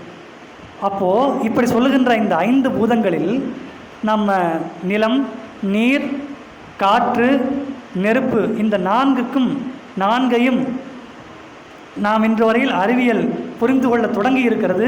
கொஞ்சம் ஒரு அடி எடுத்து வைத்திருக்கிறது என்று தான் சொல்ல வேண்டும். அறிவியல் இன்னும் இவற்றையெல்லாம் முழுமையாக உணர்ந்திருக்கிறது என்பது சொல்வது மிகையாகாது, அப்படி சொல்லவும் கூடாது. இவற்றையெல்லாம் கொஞ்சம் உணரத் தொடங்கி இருக்கிறது. இந்த ஆகாயத்தை மட்டும் அறிவியலால் உணர முடியவில்லை. ஸ்பேஸ் என்று சொல்லிவிட்டு கடந்து போயிருக்கிறார்கள். இன்றளவும் விண்கலங்கள் எல்லாம் செலுத்தி கொண்டிருக்கிறார்கள். சந்திராயன் போன்றவை எல்லாம் ஒரு ட்ரையல் எக்ஸ்பெரிமெண்ட் தான் பண்ணுறாங்களே தவிர இந்த ஸ்பேஸ், வெட்டவெளி, இந்த ஆகாயம் என்பதையே அறிவியலாளர்களே உணர முடியாத, இன்னும் போராடி கொண்டிருக்கிற இந்த ஆகாய தத்துவமாக நமது சிதம்பரம் கோயில் உருவாகி இருக்கிறது என்பது நமக்கு வியப்பு மேலிருக்கிறது. ஏன் இப்படி உருவாக்க வேண்டும்? அப்போது நமக்கு சிதம்பர ரகசியம் சொல்ல வருகிற செய்தி என்ன? ஆகாயம் அறிவியலாளர்கள் வெறும் ஸ்பேஸ் என்று சொல்லிவிட்டு கடந்து போயிருக்கிறார்கள். அது வெறும் வெளி, அது வெறும் ஒரு வெட்ட வெளி என்று சொல்லிவிடுகிறார்கள். நம்முடன் சிதம்பர ரகசியத்தை மேலோடு புரிந்து கொள்கிறவர்கள் அது வெறும் வெட்டவெளி என்று சொல்லிவிடுகிறார்கள். இந்த வெட்டவெளி ஒரு சூன்யம், பூஜ்யம் என்றெல்லாம் சொல்லி அதோடு கடந்து போவதற்கு நாம் இதை ஏன் நமக்கு அமைத்திருக்கிறார்கள்? இதை ஏன் நம்மை தரிசிக்க வைக்கிறார்கள்? தரிசிக்க முக்தி தரும் தில்லை என்று ஏன் சொல்லுகிறார்கள்? இப்படி நாம் கேள்வி எழுப்பி கொண்டிருக்கும் போது நம்முடைய சமயம், நம்முடைய வேதம் நமக்கு சொல்லுகிற வேத அந்தம், நம்ம சொல்லுவோம் பூர்வாங்கம், வேதத்தை படிக்கும்போது வேத அந்தம் என்று சொல்லுவோம். நம்முடைய வேதாந்தம், நம்முடைய புராணங்கள், இதிகாசங்கள் எல்லாம் சொல்லுகின்ற ஒரு முடிவு இன்று வரையில் அறிவியலும் சரி, பகுத்தறிவும் சரி, அறிஞர்களும் சரி, புலவர்களும் சரி அறிந்து கொண்டிருக்கிறார்கள், உணர முடியவில்லை. பகுத்தறிவாளனை கேட்டால் கடவுள் இல்லை, கடவுள் மறுப்பாளனை கேட்டால் இல்லை என்பார். அறிவியலாளனை கேட்டால் இருக்கலாம் என்பார். ஆனால் நம்முடைய வேதாந்தங்கள், நம்முடைய சமயங்கள் நமக்கு துணிச்சலாக ஆணித்தரமாக சொல்லும் நான் தான் கடவுள் என்று நம்முடைய அறிவியல் உணர்த்துகின்றன. அப்படி தன்னை உணர்வதற்காக இத்தனை ஏற்பாடுகளும் ஆகியிருக்கின்றன. இந்த சிதம்பரத்தை நாம் தரிசிக்கும் போது, இந்த கோயிலை தரிசிக்கும் போது, இந்த மனித உடலை நாம் புரிந்து கொள்வதற்கு காரணம், நம் உடலை போன்று இது இருப்பதற்கு காரணம், இதை பார்க்கும்பொழுது, இதை தரிசிக்கும் பொழுது நான் தான் இதை உருவாக்கி இருக்கிறேன், நான் தான் இதில் இருக்கிறேன், நான் தான் இதை வழிபடுகின்றேன் என்று நம்மை அறிவு நம்முடைய வேதாந்த நூல்கள் அளித்திருக்கின்றன. அந்த அறிவையே நாம் புரிந்து கொள்வது கஷ்டம். நம்முடைய மகாபெரிவா எல்லோரும் இங்கே எல்லோருமே மிக படித்தவர்கள், பண்பட்டவர்கள். நான் சொல்லுகின்ற இந்த எல்லா செய்திகளுமே யாருமே புதிதாக கேட்பவர்கள் இல்லை. நான் சொல்லுகிற அந்த நடை வேண்டுமானால் புதியதாக இருக்கலாம், ஆனால் புதிதாக கேட்டவர்கள் இல்லை. அந்த அடிப்படையில் இருந்தாலும் நான் என்னுடைய கருத்தை வலியுறுத்துகின்றேன். நம்முடைய மகாபெரிவா தெய்வத்தின் குரலிலே அத்வைத்தம் என்று முதலிலேயே அவர் விநாயகரை பேசியதற்கு பிறகு அத்வைத்தம் என்ற பகுதியிலே அவர் பேசியதை தயவு செய்து அனைவரும் படித்தாக வேண்டும் என்று நான் வலியுறுத்தி கேட்டுக்கொள்கின்றேன். ஏனென்றால் நான் இந்த உலகம், இந்த கடவுள், இந்த இயக்கம், இந்த அவையில் இவ்வளவு பேர் அமர்ந்திருக்கின்றோம், பேசுகின்றோம், பேசுவதை கேட்கின்றோம். இது எல்லாமே நான் ஒரு ஆள் தான். இந்த இடத்தில்தான் நம்முடைய சமண பௌத்தத்திற்கும் நம்ம இந்து மதத்திற்கும் நம்முடைய வேதாந்தத்திற்கும் உள்ள வேறுபாடு. சமண பௌத்தமும் சரி, பிற மதங்களும் சரி, வேதத்தை, இறைவனை முடிக்கிற நிலை அது ஒன்றுமில்லாதது, நிர்வாணம் என்று தான் அவை முடிக்கும். நம்முடைய பகவத்கீதையும் நம்முடைய சனாதன தர்மமும் நம்முடைய வேதமும் தான் ஒன்றும் இல்லை என்றெல்லாம் இல்லை. அதிலும் பகவத்கீதை ரொம்ப தெளிவாக சொல்லும். ரொம்ப இது கொஞ்சம் குழப்பமாக சமீபத்தில் தான் படித்தேன். இதை புரிந்து கொள்வதற்கே கொஞ்சம் தெரிய வேண்டும். மகாபெரிவா தான் அதை கோட் பண்ணுறார். பகவத்கீதையில் சொல்கிறா, சாதாரண விஷயம், எது இல்லாததோ அது உள்ளதாகாது, எது உள்ளதோ அது இல்லாததாகாது என்று ஒரு கருத்து. ரொம்ப குழப்புற மாதிரி இருக்கும் இல்லை? இந்த இடத்துல இந்த மைக்கு தான் இருக்குது, என் கை கிட்ட மைக்கு தான் இருக்குது, வேறு பொருள் இல்லை என்றால் அது இல்லை தான். இந்த இடத்துல ஒரு தங்க காசு இருக்கிறது, எனக்கு வேண்டுமானால் அது தெரியாமல் இருக்கலாம் அப்படின்னு நம்ம விவாதிக்க முடியாது. இந்த இடத்துல மைக்கு தான் இருக்குது அப்படின்னா மைக்கு தான் இருக்குது. இந்த இடத்துல எல்லோரும் அமர்ந்திருக்கிறார்கள், எல்லோரும் இந்த உரையை கேட்கிறார்கள் அப்படின்னா இருக்கிறார்கள். நான் எனக்கு ஒரு பேசக்கூடிய துணிச்சல் வர வேண்டும் என்பதற்காக நான் இங்கே யாருமே இல்லை, நான் மட்டும்தான் இங்கே பேசி கொண்டிருக்கிறேன் என்று நான் அனுமானித்து கொண்டு இங்கு யாரும் இல்லை என்று நான் விவாதித்தால் அது என்னுடைய அறியாமை. அப்போது எது உள்ளதோ அது இல்லாததாகாது, எது இல்லாததோ அது உள்ளதாகாது என்பதை நமக்கு கீதை, நம்முடைய சனாதன தர்மம் நமக்கு போதித்து, இந்த இல்லை உண்டுங்கிறத நீ கன்ஃபியூஸே ஆகாதப்பா, கன்ஃபியூஸ் பண்ணிக்காத. நம்முடைய முடிவு என்பது, நம்முடைய வேதாந்தம் என்பது உண்டு, நம்ம இல்லைன்னு என்றைக்குமே முடிக்கலை. நம்ம வெறும் வெட்டவெளி என்றோ வெறும் நிர்வாணம் என்றோ முடிக்கவில்லை. நான் தான் எல்லாவற்றும் இயக்குகிறேன். அத்வைத்தம், அகம் பிரம்மாஸ்மி என்பதைத்தான் விளக்குகிறேன் என்பதை ஆணித்தரமாக நமக்கு சொல்லிக் கொடுத்தது நம்முடைய வேதங்கள், இதிகாசங்கள், புராணங்கள் என்பதை நம்முடைய மகாபிரிவா விளக்குகிற அந்த பாங்கு, அவர் சொல்லிக் கொடுக்குற முறை, அவர் அதை நமக்கு போதிக்கிற முறை பார்த்திங்கன்னா படிக்க நமக்கு வியப்பாக இருக்குது. அவர் எங்கெங்கெல்லாம் கோட் பண்ணுறார், எங்கே எதை எடுக்கிறார், எப்படி புரிய வைக்கிறார் என்றெல்லாம் நமக்கு அதுவே வியப்பாக இருக்குது. அந்த நிலை எதுக்கு சொல்லுகிறேன், அந்த நிலையை நமக்கு உணர்த்துவது தான் ஆனந்தம். அதை புரிந்து கொண்டால் ஆனந்தம் என்பதையே மகாபிரிவா சொல்கிறார். ஒரு ஐஸ் கட்டி இருக்குது, பெரியவா சொல்கிறார், ஒரு ஐஸ் கட்டி இருக்குது. அந்த ஐஸ் கட்டி எப்படி உருவாயிருக்கும், ஒரு பெரிய கடல் இருக்குது, அந்த கடலில் இருந்து கொஞ்சம் தண்ணியை எடுத்துக்கொண்டு வந்து அதை பதப்படுத்தி ஒரு ஐஸ் கட்டியாக சமைத்து அதில் வந்து நம்ம ஒரு பொம்மை மாதிரியோ ஒரு நாணயமாகவோ இப்படி பல உருவங்களை வெளியிடுகின்றோம். பல உருவங்களை அதில் நம்ம வெட்டுகின்றோம், செதுக்குகின்றோம். இந்த ஐஸ் கட்டி நாம, இந்த கடல் பரபிரம்மம். இப்படியெல்லாம் நமக்கு யார் விளக்கப் போகிறார்கள், எப்படி புரிய வைக்கப் போகிறார்கள்? நாம் எல்லோரும் ஞாபகம் வைத்துக்கொள்ள வேண்டும், மறுக்க முடியாத ஒரு விஷயம். நம்முடைய மகாபெரிவா வாழ்ந்த காலகட்டம் இன்றும் நம்முடைய காலகட்டமும் அப்படித்தான் இருக்கிறது, அது மாற்று கருத்தில்லை. நம்முடைய மகாபெரிவா இருந்த காலகட்டம் என்பது இந்த நான் அத்வைதம் என்பதெல்லாம் பெரிய விஷயம். கோயிலுக்கு போக வேண்டும், கடவுள் என்பதையே மிகப்பெரிய மறுத்து, கடவுள் மறுப்பு கொள்கை, கடவுளை பற்றிய வாதங்கள், சமயத்தை இழிவுபடுத்துகின்ற வேலைகள் எல்லாம் மிக கடுமையாக நடந்து கொண்டிருந்த காலகட்டம். அப்படி ஒரு காலகட்டத்திலே இவ்வளவு பெரிய ஒரு தத்துவத்தை, கடவுள் இருக்கிறதா இல்லையா என்பதை ஒரு பக்கம் திராவிடக்காரர்களும், ஒரு பக்கம் கடவுள் பற்றிய வேத இதிகாசங்களை, புராணங்களை நம்முடைய ராஜகோபாலாச்சாரியார் அவர்கள் பல நூல்களை எழுதி அவற்றை விளக்கி கொண்டிருக்கிற காலத்திலே துணிச்சலோடு கடவுள் இல்லை, கடவுள் இருக்கிறது என்றெல்லாம் விவாதிப்பதை விட நான் தான் கடவுள் என்பதை நமக்கு வலியுறுத்தி காட்டியது நம்முடைய பெரியார். அதை நாம் மறந்து விடவே கூடாது. அவர் அதற்கு எவ்வளவு பாங்குகளை கையாளுகின்றார். நன்றாக அவர்தான் கோட் பண்ணார்.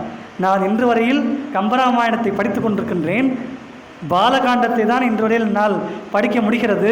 அதிலேயே நான் அந்த தமிழிலேயே உரையிலேயே மயங்கி நான் இன்றும் அதிலிருந்து நகரவே முடியவில்லை. அது ஒரு சும்மா நம்ம பர்சனல் ஒரு இது. மகாபெரிவா சுந்தரகாண்டத்தில் உள்ள கடவுள் வாழ்த்தை கோட் பண்ணுறார். கண்ணன் சொன்னான், கம்பனும் சொன்னான் அப்படின்னு ஒரு பெரிய ஒரு இதை கோட் பண்ணுறார். அலங்களில் தோன்றும் பொய்மை அறவென பூதமைந்தும் விளங்கிய விகாரப்பாட்டின் வேறுபாடுற்ற நீக்கம் கலங்குவதெவரை கண்டால் அவரென்ப கைவில் ஏந்தி இலங்கையில் பொருதார் அன்றே மறைகளுக்கு இறுதியானார் என்று அவர் பேசுகின்றார். நாம் இருட்டில் பார்க்கிறோம், இருட்டில் ஏதோ ஒன்றை மிதித்து விடுகின்றோம். அதை நாம் சரியாக பார்க்காத வரையில் அது ஏதோ பாம்பு என்று நினைக்கிறோம். பிறகு அதை சரியாக பார்த்த பிறகு கயிறு என்று உணர்கிறோம். பெரியவா சொல்கிறார், இதை கயிறு என்று புரிந்து கொள்வதா, பாம்பு என்று புரிந்து கொள்வதா, பாம்பில் கயிறு மறைந்திருந்ததா, கயிறில் பாம்பு மறைந்திருந்ததா என்பது ஒரு வகையான ஆய்வு. இவற்றை முதலில் நாம் புரிந்து கொண்ட பிறகு இந்த கயிறும் இல்லை, பாம்பும் இல்லை என்று போதிப்பது தான் நம்முடைய பகவத்கீதை. இப்படி கண்ணன் சொன்னதை கம்பன் எவ்வளவு எளிமையாக விளக்கிவிட்டான் என்று அதை கோட் பண்ணுறார். அலங்களில் தோன்றும் பொய்மை அதை அறவென பூதமைந்தும் விளங்கிய விகாரப்பாட்டின் வேறுபாடுற்ற நீக்கம் என்று பேசுகின்றார். அப்போ கயிறா பாம்பா இந்த இரண்டு வேறுபாடுகளையும் முற்ற இந்த கயிறும் இல்லை, பாம்பும் இல்லை, எல்லாமே பரம்பொருள் தான் என்பதை உணர்த்துகிற பொருள் எதுவோ அந்த பரம்பொருள் தான் இப்பொழுது இலங்கையில் போர் செய்வதற்காக காத்திருக்கிறது, போர் செய்ய போகிறது. அவருடைய உரையை சொல்லி இப்பொழுது நான் அனுமனை பற்றி பேசப் போகிறேன் என்று சுந்தரகாண்டத்தை தொடங்குகின்றார். இதோடு பெரியவர் விட்டாரா? இல்லை. நாம் தர்க்கமெல்லாம் செய்யலாம் இல்லையா?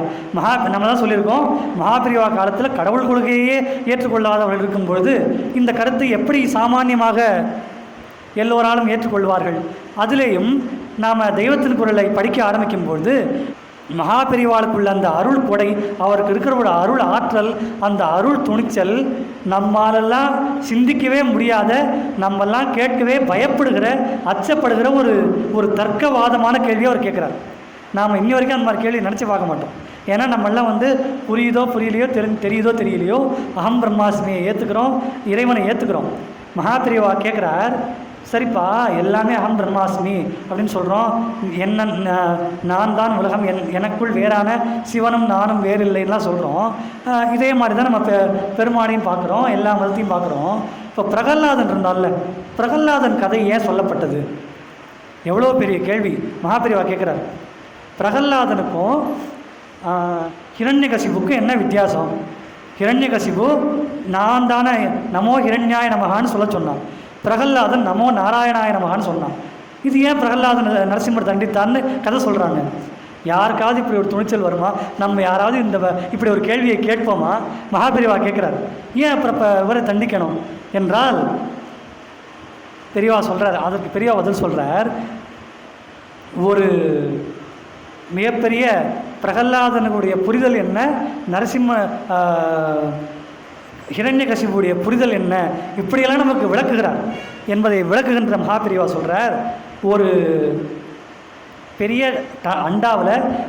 அண்டாவில் ஒரு தண்ணீர் அடைக்கப்பட்டிருக்கிறது. அந்த அண்டாவிலிருந்து ஒரு டம்ளரில் அல்லது ஒரு சின்ன பாட்டிலில் நம்ம தண்ணி எடுத்து வச்சுருக்குறோம். இந்த தண்ணி எப்படிப்பட்டதுப்பா, இந்த தண்ணி எங்கேருந்து வந்தது அப்படின்னு நம்ம யார்கிட்ட கேட்டால், இந்த தண்ணி அங்கே ஒரு அண்டா இருக்குல்ல, அந்த அண்டாவுக்கே இங்கேருந்து தான் தண்ணி சப்ளை ஆச்சு அப்படின்னா நம்ம சொல்லுவோம், இல்லை அந்த அண்டாவிலேருந்து இதை எடுத்துன்னு வந்தோன்னு சொல்லுவோம். இதான லாஜிக்கு. அப்படி அண்டா என்பது நாராயணன், அந்த அண்டாவினுடைய ஒரு பகுதி ஹிரண்யகசிபு என்பதை பிரகல்லாதன் புரிந்து கொள்வதால் தான் அவன் தந்தையையும் கோபிக்கவில்லை, அவன் இறைவனையும் உணர்ந்தான். ஆனால் தன்னை ஹிரண்யகசிபு தான் ஒரு சின்ன குடுவையாக இருந்து கொண்டு தன்னில் இருக்கிற ஒரு சக்தி தான் இந்த அண்டாவில் இருக்கிறது என்று புரிந்து கொண்டான். இப்படி யாரும் ஒரு பரபிரம்ம தத்துவத்தை நம்ம மிஸ்டேக் பண்ணிக்கக்கூடாது, நம்ம பிழை செய்திருக்கக்கூடாது, நம்ம அது தவறாக புரிந்து கொள்ளக்கூடாது என்கிற அடிப்படையில் நம்முடைய முன்னோர்கள் எவ்வளவு ஜாக்கிரதையாக எவ்வளவு பக்குவமாக கையாளுக்கிறார் என்று மகாபிரிவா நெகிழ்ந்து போய் பேசுகிறார்.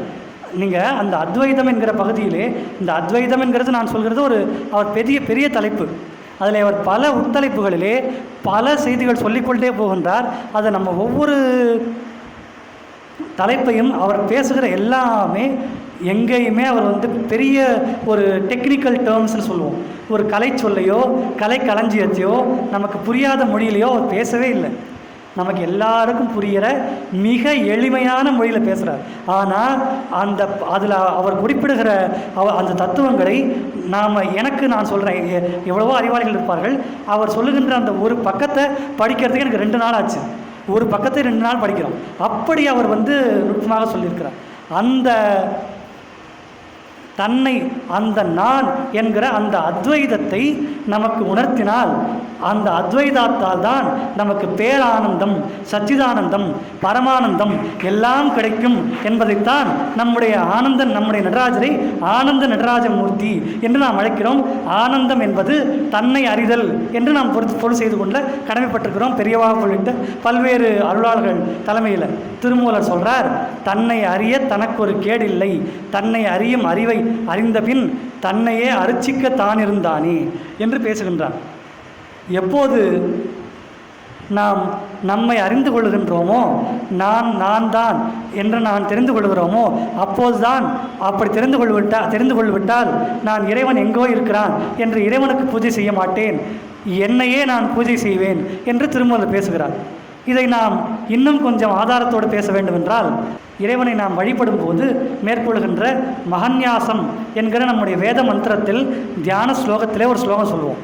தேகோ தேவாலய புரோக்தோ ஜீவோ தேவ சனாதனா தியஜேத் அஜ்ஞான நிர்மால்யம் சோகம் பாவேன பூஜையேத் என்று பேசுவோம் என்று நம்ம அந்த மந்திரத்தை சொல்லி அப்படி தியானித்து தான் நாம் இறைவனுக்கே பூஜை செய்வோம். மகன்யாசம், அங்கன்யாச, கரன்யாசம் என்பது நாம் இறைவனுக்கு அபிஷேகம் செய்யும் பொழுது, அலங்காரம் செய்யும் பொழுது அவருடைய கேசாதி பாதம், பாதாதி கேசம் என்பதையெல்லாம் வேதங்கள் வர்ணித்திருக்கிறது. அதை நாம் சொல்லி இறைவனை வழிபடக்கூடிய ஒரு தன்மை.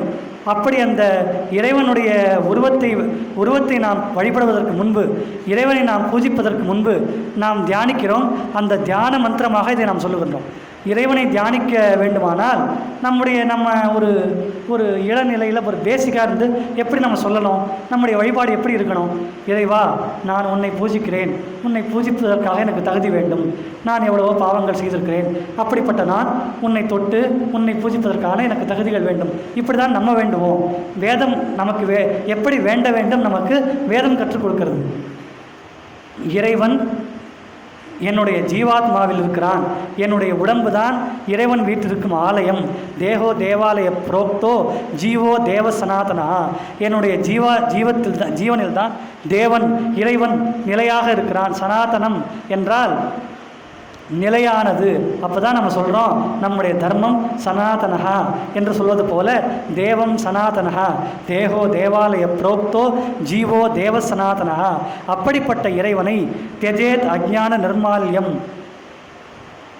நான் இறைவன் எங்கோ இருக்கிறான், கல்லில் இருக்கிறான், பூவில் இருக்கிறான், இசையில் இருக்கிறான், எப்படி எங்கோ இருக்கிறான் இறைவன் என்றெல்லாம் நாம் தேடுவதை விட இறைவன் என்னுள்ளில் இருக்கிறான், நானே என்னை இறைவனாக பாவிக்கிறேன், அப்படிப்பட்ட என்னை நானே பூஜிக்கிறேன்.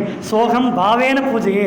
நான் என்னை இறைவனாக பாவித்து என்னுடைய இறைவனை நானே என்னை பூஜிக்கிறேன் என்று நமக்கு கற்றுக் கொடுத்து இப்படித்தான் நீ பூஜை செய்ய வேண்டும் என்று சொல்லிக் கொடுத்தது நம்முடைய வேத மந்திரம்.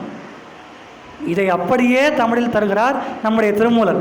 உள்ளம் பெருங்கோயில் ஊனுடம்பு ஆலயம், வள்ளல் பிரானார்க்கு வாய் கோபுர வாசல், தெள்ள தெரிந்தார்க்கு ஜீவன் சிவலிங்கம், கள்ள புலனைந்தும் காளா மணிவிளக்கு என்று இதை அப்படியே நம்முடைய வேதங்கள் சொன்ன அதே கருத்தை திருமந்திரத்தில், அதுவும் எந்த பகுதியிலே, இதெல்லாம் நமக்கு அதிசயமாக இருக்குது. சிவ பூஜையிலே அப்படியே தருகிறார். இது எப்படிப்பட்ட ஒரு அதிசயமாக நாம் பார்க்கிறோம். அப்படி நம்ம இப்படி தன்னையே வழிபடுகிறோம் என்று பேசும்பொழுது தான் இதை விஸ்தாரமாக சொன்னவர்கள் நம்முடைய சிவவாக்கிய சித்தர் போன்றவர்கள். நட்ட கல்லை தெய்வம் என்று 4 புஷ்பம் சாற்றியே சுற்றி வந்து முணுமுணென்று சொல்லும் மந்திரம் ஏனடா, நட்ட கல்லும் பேசுமோ நாதன் உள்ளிருக்கையில், சுட்ட சட்டி சட்டுவும் கரிச்சுவை அறியுமோ என்று கேட்கிறார். இங்கே தான் நமக்கு ஒரு சிக்கல் வருது. நான் தான் இறைவன் என்று நான் போதித்தால், என்று நான் புரிந்து கொண்டால், நம்முடைய இலக்கணங்கள், நம்முடைய இலக்கியங்கள், வேதங்கள், புராணங்கள் என்று அறிவுறுத்தினால் நம்ம எப்படி ஒரு நமக்கு வேறான ஒரு பொருளை இறைவனாக நாம் வழிபட முடியும்? இதற்கு நம்முடைய சித்தர்கள் எல்லாம் சொல்லுகின்றார்கள். நட்ட கல்லை தெய்வம் என்று 4 புஷ்பம் சாற்றியே சுற்றி வந்து முணுமுன் என்று சொல்லு மந்திரம் ஏனடா, நட்ட கல்லும் பேசுமோ நாதன் உள்ளிருக்கையில், சுட்ட சட்டி சட்டுவும் கரிச்சுவை அறியுமோ என்றால், நம்ம சமைக்கிறோம், மண் பானையிலோ ஒரு சட்டியிலோ சமைக்கிறோம், குழம்பு வைக்கிறோம், ரொம்ப வாசனையாக இருக்குது. அந்த சட்டியை முகர்ந்து பார்க்கிறோம், அந்த சட்டியிலே அந்த குழம்பு வைத்த அந்த மனம் வீசுகிறது என்றால் அந்த மனம் சட்டிக்கா தெரியும், அல்லது அந்த குழம்பை எடுக்கிற சட்டுவத்துக்கு தெரியுமா? அது நம்முடைய மூக்குக்கு தெரியும். அப்போது நாதன் நம்மிடத்தில் தானே இருக்கிறான். நாம் எப்படி நமக்கு வேறான ஒரு பொருளை இறைவன் என்று வழிபட முடிகிறது நம்மால் என்று சிவவாக்கியர் கேட்கின்றார். அவர் சித்தர், அவர் அதை உணர்ந்து கேட்கின்றார். அவருடைய அப்படிப்பட்ட கேள்வியை கண்ணதாசனுடைய ரசிகன் என்பதற்காக நான் கண்ணதாசனை புகுத்த வேண்டும் என்று சொல்வதற்காக நான் சொல்வதாக யாரும் நினைத்து கொள்ள வேண்டாம். இவர் இவ்வளவு பாடல் சொன்ன இந்த வரியை கண்ணதாசன் ஒரே வரியில் சொன்னான். கண்ணிலே அன்பிருந்தால் கல்லிலே தெய்வம் வரும் என்றார். ஒரே வார்த்தை சார். எப்பேற்பட்ட ஞானியாக இருக்க வேண்டும்? ஒரு கையில் மாதுவும் இன்னொரு கையில் மதுவும் சேர்ந்திருக்கும் வேளையில் என் ஜீவன் பிரிய வேண்டும், என்னை இல்லைன்னா படைத்த கடவுள் என்னை கோச்சிக்குவான், நீ வாழ்க்கையில் இன்பம் அனுபவிக்காமல் போனேன்னா, அப்படியெல்லாம் வாழ்க்கையை அனுபவிக்கிற கண்ணதாசன் சொல்லுகின்றான். இந்த கண்ணதாசன், இப்படி வாழ்கிற கண்ணதாசன் சிவவாக்கிய சித்தரை சேலஞ்ச் பண்ணுறார். கண்ணிலே அன்பிருந்தால் கல்லிலே தெய்வம் வரும் என்று. இதையே நம்முடைய மகாபிரிவா சொல்கிறார். நம்முடைய அருளாளர்கள் எல்லாம் ஏன் இப்படி அகம் பிரம்மாஸ்மியை புரிஞ்ச பிறகும் நம்மை பண்படுத்தினார்கள்? இப்படிப்பட்ட இவ்வளவு தேவார திருவாசகங்கள் என்பதற்கு அழகாக சொல்கிறார். மாணிக்கவாசகர் எப்பேற்பட்டவர், மாணிக்கவாசகருடைய ஞானம் எவ்வளவு என்பதையெல்லாம் அவர் 658 செய்யுள்கள் ஏன் பாடுவானேன்? அவருடைய சிவபுராணம் ஒன்று போதாதா? அவர் எவ்வளோ பெரிய ஞானி என்று தெரிவதற்கு? அதெல்லாம் இல்லை. நமக்கு நம்ம ஆன்மீக பயணத்திலே 3 படிநிலைகள் சொல்லுவோம். எப்படி நம்ம சிதம்பரம் போகணும் அப்படின்னு சொன்னால், இப்போ நம்ம மெட்ராஸில் இருக்கோம் அப்படின்னா சிதம்பரம் போகணும் அப்படின்னு சொன்னால் பாண்டிச்சேரி, கடலூர் போனால் சிதம்பரம். நம்ம இந்த சுட்டீஸ் சேனல்லாம் சொல்லுவா இல்லையா, காடு மலை அப்படிலாம் சொல்கிறா இல்லையா, அது மாதிரி நம்முடைய ஆன்மீக பயணத்திலே நமக்கு 3 படிநிலைகள் இருக்கிறது. ஒன்று கர்ம காண்டம், 2வது பக்தி மார்க்கம், 3வது ஞான மார்க்கம் என்று. இதற்கு இந்த பக்தி மார்க்கம் என்பதுதான் முதல் குறிப்பிட்ட இந்த 2ற்கும் நடுவாக அமைகிறது. கர்ம காண்டம் என்றால் நாம் இறைவனை பாடுவது, தேவாரம், திருவாசகம், திருமுறை, வேதம், திருமறை என்று சொல்லக்கூடிய வேதங்கள் ஆகியவற்றை முற்றோதல் செய்வது, இறைவனை பூஜிப்பது, இறைவனை வழிபடுவது போன்றவை எல்லாம் நமக்கு கர்மகாண்டம் என்று சொல்வோம். ஞான மார்க்கம் என்றால் இது போன்ற நாம் இறைவன் என்றால் யார், இந்த உலகம் எப்படி இயங்குகிறது, இறைவனை நாம் ஞான மார்க்கத்தினுடைய உச்சம் இறைவன் எனக்கு வேறாக இல்லை, நான் தான் இறைவன் என்று அடைவது இந்த ஞான மார்க்கம். இந்த கர்ம காண்டமும் ஞான மார்க்கமும் நமக்கு சித்திக்க வேண்டும். இந்த ஞானம் என்பது நமக்கு அறிவு, ஞான மார்க்கம் என்பது நமக்கு வெறும் தியரி. அது திருமூலர் சொன்னாலும், மகாபெரிவா சொன்னாலும், பதஞ்சலி சொன்னாலும், வேத உபனிஷதங்கள் சொன்னாலும் நமக்கு இது எல்லாமே ஒரு தியரி. கர்மகாண்டமும் சரி, ஞான மார்க்கமும் சரி, ஒரு தியரி தான். இதை நாம் உணர வேண்டும் என்று சொன்னால் நமக்கு இன்றியமையாதது பக்தி மார்க்கம். அந்த பக்தி மார்க்கத்தை நமக்கு அறிவுறுத்தத்தான் நம்முடைய அடியார்கள், அருளாளர்கள் இவ்வளவு போராடி இருக்கிறார்கள். அப்படித்தான் நம்ம மாணிக்கவாசகர் பாடுகின்றார். ஆரம்பத்தில் சிவபுராணத்தில் அப்படிலாம் காட்டிட்டார் அவர் இதற்கு சான்று சொல்கிறார். சிவபுராணத்தில் ஒன்லி அங்கே இறைவனை ஒரு நாயகன் நாயகி பாவத்திலோ, ஒரு அடிமையாகவோ, ஒரு தலைவனாகவோலாம் பாடவே இல்லை. அவர் முழுக்க முழுக்க அங்கே பரம்பொருளாகவே பாடுகின்றார். பொய்யாயினவெல்லாம் போயகல வந்தருளி மெய்ஞானமாகி மிளர்கின்ற மெய்ச்சுடரே என்றெல்லாம் அவரை ஒரு சிவ பரம்பொருளாகத்தான் பாடியிருக்கிறார் முதல்லேயே. அப்போ அவர் முதல்லேயே தன்னுடைய ஞானம் இவ்வளவு என்பதை தியரிட்டிக்கலாக நம்ம கொடுத்துட்டார். ஆனால் அந்த இறைவனை நாம் எப்படியெல்லாம் பக்தி மார்க்கத்தில் எப்படியெல்லாம் கொடுக்கலாம், இறைவனை எப்படியெல்லாம் ரசிக்கலாம். பக்தி மார்க்கத்தினுடைய சிறப்பு என்னவென்றால், இந்த கர்மகாண்டம் ஞான மார்க்கம் இந்த 2க்குமே ஒரு ரூல்ஸ் ஆஃப் ரெகுலேஷன்ஸ் உண்டு. என்ன ரூல்ஸ் ஆஃப் ரெகுலேஷன்ஸ் என்றால், இவை 2மே பக்தி மார்க்கம் நமக்குள்ள பக்தி இருந்தால் தான் சித்திக்கும். நாம் ஒரு திருமுறையை பாராயணம் செய்து கொண்டிருக்கும்போது மனம் வேறு ஏதோ ஒன்றை நினைத்து கொண்டிருக்குமே என்றால் அது வெறும் உதடு ஒப்புவிக்கிறது, அவ்வளவுதான். அதே மாதிரி நமக்கு ஞான மார்க்கம் என்பதை நாம் இன்றைய எவ்வளவோ நம்ம வளர்ந்து வருகிற யுகம், நமக்கு தொழில்நுட்பங்கள் எல்லாம் இருக்கும்பொழுது நமக்கு பல நூல்கள், அந்த காலத்திலெல்லாம் ஓலைச்சுவடிகள் இருக்கிற காலத்திலெல்லாம் ஒரு சின்ன ஒரு நூலை படிக்க வேண்டுமென்றால் நம்முடைய முன்னோர்கள், நம்முடைய தமிழ் தாத்தா உவே சாமிநாதையர்லாம் எப்படி போராடினார்கள், எப்படியெல்லாம் பாடுபட்டார்கள் என்பதெல்லாம் பேச வேண்டுமென்றால் இன்றைய ஒரு நாள் போதாது. உவே சாமிநாதையரை பாரதி பாடுவோம். அவர் தமிழை அர்ப்பணிப்பதற்காகவே ஒரு சின்ன அறையிலே, ஒரு சின்ன வீட்டிலே வசதியாக வாழ்ந்திருக்கக்கூடிய அவர் எந்த விதமான ஒரு வசதியும் அனுபவிக்காமல் யாரிடமெல்லாம் தமிழை நாம் வளர்க்க வேண்டும், யார்ட்டெல்லாம் பழம்பெரும் ஓலைச்சுவடிகள் இருக்கின்றன, எங்கெல்லாம் ஓலைச்சுவடிகள் இருக்கின்றன என்று ஒவ்வொரு வீடுகளாக போய் சென்று அவற்றை தொகுத்து கொண்டு அது அந்த காலத்தில் எழுந்த ஓலைச்சுவடிகள் என்பதால் அதை இவர் படித்து அதை புரிந்து கொண்டு உரை எழுத வேண்டும். அவருடைய உரையை நம்ம படித்தா மீளவே முடியாது. அப்படியெல்லாம் போராடியவர் உவே சாமிநாதையர். அதற்காக பல சொல்லுவாங்க இல்லையா, அவர் பல தேல் கடியெல்லாம் வாங்கிக்கிட்டாரு, பல சவால்களை சந்தித்தார் அப்படின்னு. அப்படிப்பட்ட உவே சாமிநாதையரை பாரதி அப்படி நெகிழ்ந்து போய் சொல்லுவான். நிதி அறியோம் இவ்வுலகத்து ஒரு கோடி இன்ப வகை நித்தம் தூய்க்கும் கதி அறியோம் என்று மனம் வருந்தற்க குழந்தை நகர் கலைஞர் கோவே என்று நெகிழ்ந்து போவான் பாரதி. நாங்கள்லாம் இன்றைக்கி சௌக்கியமாக இருக்கோம், நீங்கள் இன்றைக்கி தமிழுக்காக இவ்வளவு பாடுபடுறீங்க, நீங்கள் வாழ்க்கையில் எந்த விதமான ஒரு சுகத்தையும் அனுபவிச்சதில்லை, அதெல்லாம் நீ வந்து எப்பயாவது பாரதி கேட்குறான், நீ எப்பயாவது நினச்சி ஃபீல் பண்ணலாம், அப்படிலாம் நினச்சி ஃபீல் பண்ணாத குழந்தை நகர் கலைஞர் உவே சாமிநாதையரை பார்த்து சொல்கிறான், நிதி அறியோம் இந்த உலகம் இருக்கிறது ஏன்னா பாரதி பாடினவன் எத்தனை கோடி இன்பம் வைத்தாய் எங்கள் இறைவா என்று பாடியவன். அப்படிப்பட்ட பாரதி சொல்கிறான், நிதி அறியோம் இவ்வுலகத்து ஒரு கோடி இன்ப வகை நித்தம் தூய்க்கும் கதி அறியோம் என்று மனம் வருந்திருக்க. அப்படிலாம் நினச்சி நீ ஃபீல் பண்ணாத, நீ ஆக்கி கொடுத்த நீ செய்து வருகிற இந்த தமிழ் பணியை அந்நாளில் பாண்டிய மன்னன் இருந்திருந்தால், அந்நாளில் நம்முடைய சேர சோழன் இருந்திருந்தால் நீ இப்படி இருந்திருக்க மாட்டாய், உன்னை இப்படி வறுமையில் வாட விட்டிருக்க மாட்டார்கள். இப்போது நாங்கள் அந்நிய சமூகத்தால் ஆளப்பட்டு கொண்டிருக்கிறோம், இப்போது வேண்டுமானால் எங்களுக்கு உன்னுடைய அருமை தெரியாமல் இருக்கலாம், ஆனால் இந்த புதிய மலை இருக்கிற வரையில், இந்த தமிழ் சமூகம் இருக்கிற வரையில் நீ உன்னுடைய புகழ் செல்வமானது என்றென்றும் அழியாது, என்றும் நீ நிலைப்பாய் என்று பாரதிய உவே சாமிநாதையரை நெகிழ்ந்து போய் வாழ்த்தியவன் பாரதி.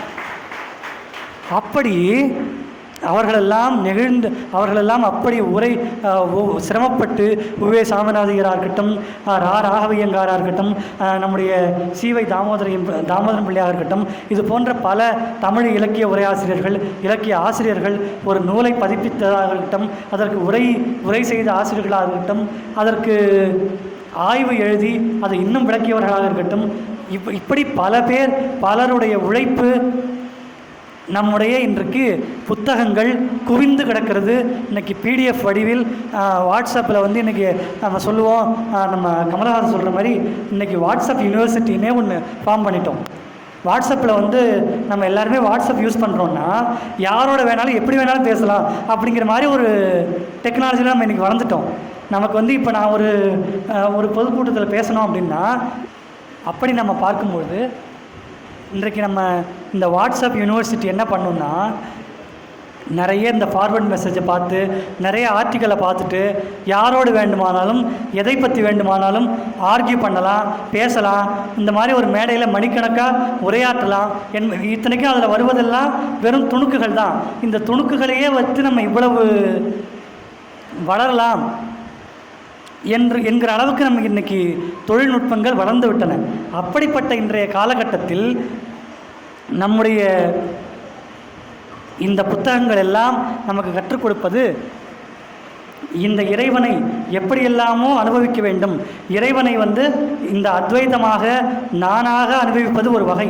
இந்த தன்னால் உணர்ந்து, அதுதான் மாணிக்கவாசகர் சொல்லுகிறார், அதை தான் சொல்ல வந்தேன். அவர் சொல்லுகிறார், எப்படியெல்லாமோ தன்னை கற்பனை செய்து பாடுகிறார். இப்போ மார்கழி மாதம் திருவம்பாவை வரப்போகிறது. திருவம்பாவையிலே மாணிக்கவாசகருடைய திருவம்பாவையை படித்தால், ஆண்டாளுடைய திருப்பாவையை படித்தால், இதற்கு நாம் எப்படிப்பட்டவர்களாக இருந்தாலும் குருளரை பொருட்படுத்தாமல் அதிகாலையில் எழுந்து கொள்வார்கள் என்பதற்கு ஒரே ஒரு சாட்சி அடியேன்தான். நம்மெல்லாம் ஒரு காலத்தில் ஒரு காலையில் எழும்பொழுது எப்படி எழ வேண்டும் என்பது ஆசாரக்கோவை தெளிவாக விளக்கும்.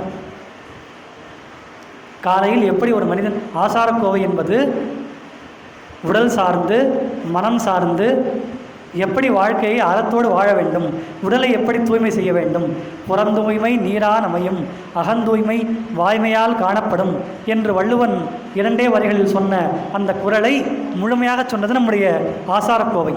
அப்படி ஆசாரக்கோவை சொல்லும்பொழுது நாம் எப்படி எழ வேண்டும் என்று சொல்லும்பொழுது, வைகரை யாமும் துயிலெழுந்து தான் செய்யும் நல் அறமும் ஒன் பொருளும் சிந்தித்து வாய்மையில் தந்தையும் தாயும் தொழுதெழுக என்பதே முந்தையோர் கண்ட முறை என்று நமக்கு போதிக்கின்றது.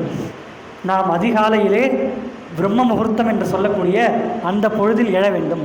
எழும்பொழுது நம்முடைய சிந்தனை போக்கு எப்படி இருக்க வேண்டும், எழும்பொழுது நாம் இன்று என்ன அறம் செய்ய வேண்டும், நாம் இன்று முழுவதும் எந்த உயர்வான பொருளை சிந்திக்க வேண்டும்.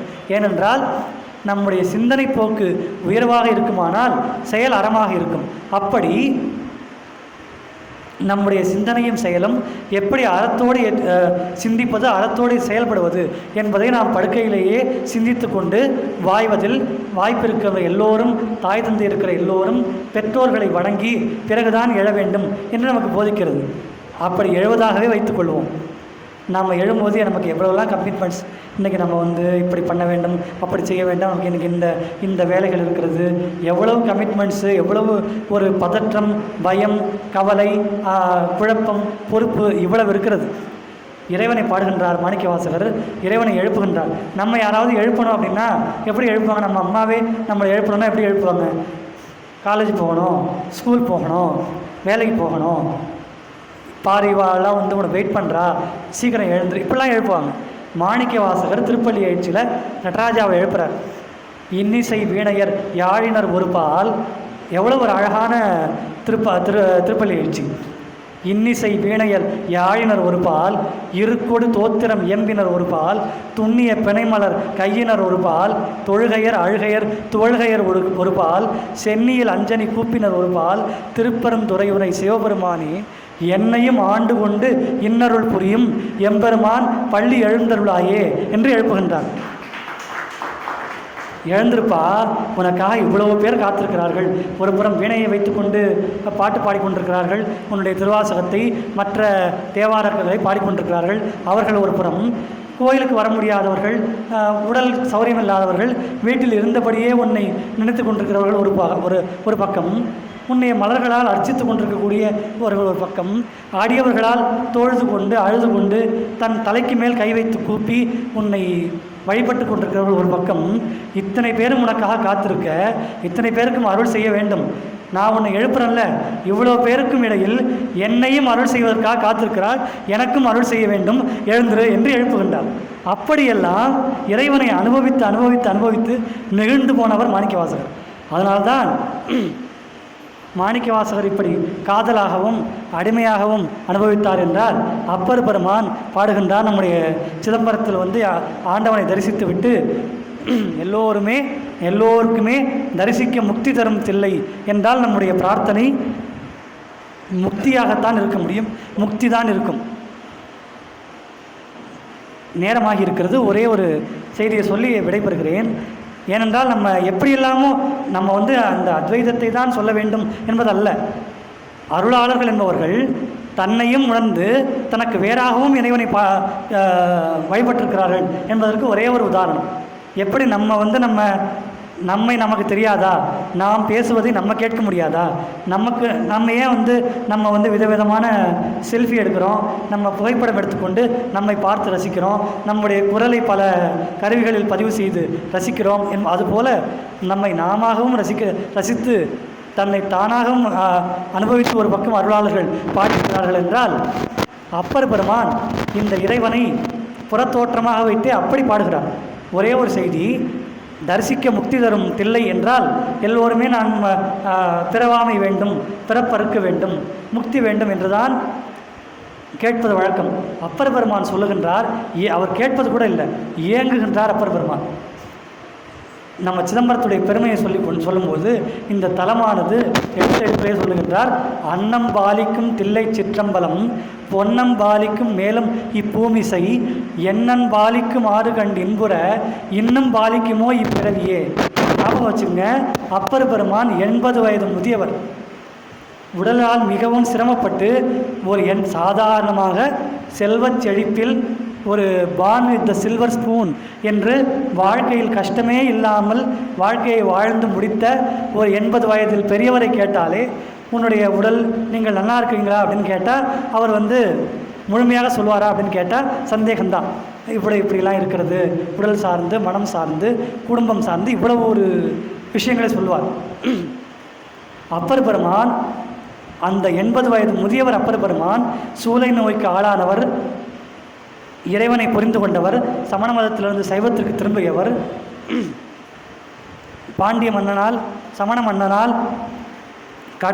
கடலில் பாய்ச்சி விஷத்தை அருந்த வைத்து சுண்ணாம்பு காலவாயில் அடைத்து இப்படி பல துன்பங்களை அந்த வயதான, யோசித்து பாருங்கள், அந்த கிழட்டு உடல் அப்படி பல துன்பங்களை அனுபவித்த அந்த உடலை தாங்குகிற அப்பர் பெருமான் கேட்கின்றார், இந்த சிதம்பரம் என்பது மிகப்பெரிய தலம், எத்தனையோ அடியார்கள் பாடியிருக்கிறார்கள், எத்தனையோ வேதங்கள் எல்லாம் இதற்கு எவ்வளோ பெரிய கிரெடிட்ஸ்லாம் கொடுக்குறாங்க. அதனால் இந்த தலம் என்பது எடுப்பில் சொல்வது, இந்த சிதம்பரத்தை தரிசித்தால் முக்தி கிடைக்கும், அன்னம் பாலிக்கும். அன்னம் என்றால் நம்ம இயல்பாக இறைவன் பெயரால் பிரசாதங்கள் வழங்கப்படுகிற உணவையும் குறிக்கும், முக்தியையும் குறிக்கும். நாம் இந்த சிதம்பரத்தில் தரிசித்தால் முக்தி கிடைக்கும். அதே போல் நம்ம சொர்க்க உலகம் என்று சொல்லக்கூடிய பொன்னுலகம் எல்லாம் கிடைக்கும். அப்படியெல்லாம் கிடைக்கும். அப்படிப்பட்ட உயர்வான திருத்தலம் நான் இங்கே வந்து தரிசிச்சிட்டேன். அதெல்லாம் கிடைக்கும், அதெல்லாம் இறைவன் கொடுக்க போகிறார். அதெல்லாம் நான் மாற்று கருத்து சொல்லலை, அதெல்லாம் எனக்கு மாற்று கருத்து இல்லை. ஆனால் இறைவனுக்கு ஒரே ஒரு கோரிக்கை, அதெல்லாம் இருக்கட்டும், நான் வந்து இந்த மனித பிறவியில் இப்படி இறைவனை இப்போ நான் தரிசித்தேன் இல்லையா, இதை மாதிரியே இன்னும் பல நாள் வரணும், இதை மாதிரியே இன்னும் பல நாள் தரிசிக்கணும். அப்படிங்கிறதுக்காக என் நண்பாலிக்குமாறு கண்டு இன்புற தயவு செய்து இறைவனே மீண்டும் இது போன்ற ஒரு மனித பிறவி கொடுக்க வேண்டும், இன்னும் பாலிக்குமோ இப்பிறவியே என்று இயங்குகின்றார். 80 வயது பெரியவர் அவர். அதனால தான் அப்பர் பெருமான் வந்து பல நிலைகளில் அவர் வந்து அவருடைய பாடல்கள் எல்லாம் ரொம்ப உருக்கமாக இருக்கும். அவர் அனுபவித்து பாடுவார். அப்படிப்பட்ட நம்ம பக்தியை நம்ம இதே வந்து ஞானசம்பந்தரை எடுத்துக்கொண்டால் அவர் புத்திர மார்க்கமாக கற்றான் கெரியோம்பி கலியை வாராமே என்றெல்லாம் அவர் ஒரு புத்திர மார்க்கமாக நம்ம இறைவனையும் அடியார்களையும் வாழ்த்தி பாடுவார். இப்படி நம்முடைய அடியார்கள் எல்லாம் அருளாளர்கள் எல்லாம் எவ்வளவோ வகையில் நமக்கு அருளி இருக்கிறார்கள். அதே போல் நம்முடைய சுந்தரர் அவர்கள் தேவலோகத்திலே ஒரு கோரிக்கை வைத்தார் இறைவனிடத்திலே. அவர் ஒரு காரணத்துக்காக பூலோகத்தில் படைக்கப்படுகிறார். அப்படி நான் படைக்கப்படும்போது நான் வந்து இந்த பறவை இறைவன் சொல்லுகின்றார், நீ சில காலம் பூலோகத்தில் தங்கி நீ எந்த பெண்களை பார்த்து ஆசைப்பட்டாயோ அதே பெண்களை மீண்டும் வந்து காதலித்து திருமணம் செய்து என்னை வந்து அடைவாய் என்று சொல்லும்பொழுது அப்போ இறைவனுக்கு அவர் ஒரு கோரிக்கை வைக்கிறார். தேவலோகத்தில் அவர் வைக்கிற கோரிக்கை, ஒரு வேளை நீ காட்டுகின்ற நான் இங்கு காதலித்த இந்த பெண்களை தவிர நான் வேறு எந்த பெண்களிடத்திலாவது நான் காதல் கொண்டால் அந்த பெண்களை நான் கல்யாணம் செய்து கொள்கிற தருணம் ஏற்பட்டால் என்னை தடுத்தாட்கொள்ள வேண்டும் என்று அங்கே ஒரு கோரிக்கை வைக்கிறார். அது நிறைவேறியது. பூலோகத்தில் இறைவன் தடுத்தாட்கொண்டார். அதில் அவருக்கும் கோபம், அவர் கோபப்பட்டு இறைவனே அதனால்தான் ஏன்பா ஒரு நிமிஷத்தில் என்னெல்லாம் பேசிட்டேன், அதனால தான் இறைவனே தொண்டர்பார். என்னெல்லாம் பேசிட்டேன் நீ, என்னை புரிந்து கொள்ளாமல் உன்னை புரிந்து கொள்ளாமல் எப்படிலாம் திட்டிட்ட, உன்னை ஜாக்கிரதையாக இருக்கணும் என்று தோழமை மார்க்கத்தை ஏற்றுக்கொண்டவர் அவர். மற்ற தலங்களை விட நம்ம சிதம்பரத்தில் தேவலோகத்தில் வைத்த கோரிக்கையை போன்ற இப்போ என்ன, அவர் பூலோகத்தில் இருக்கிறார்.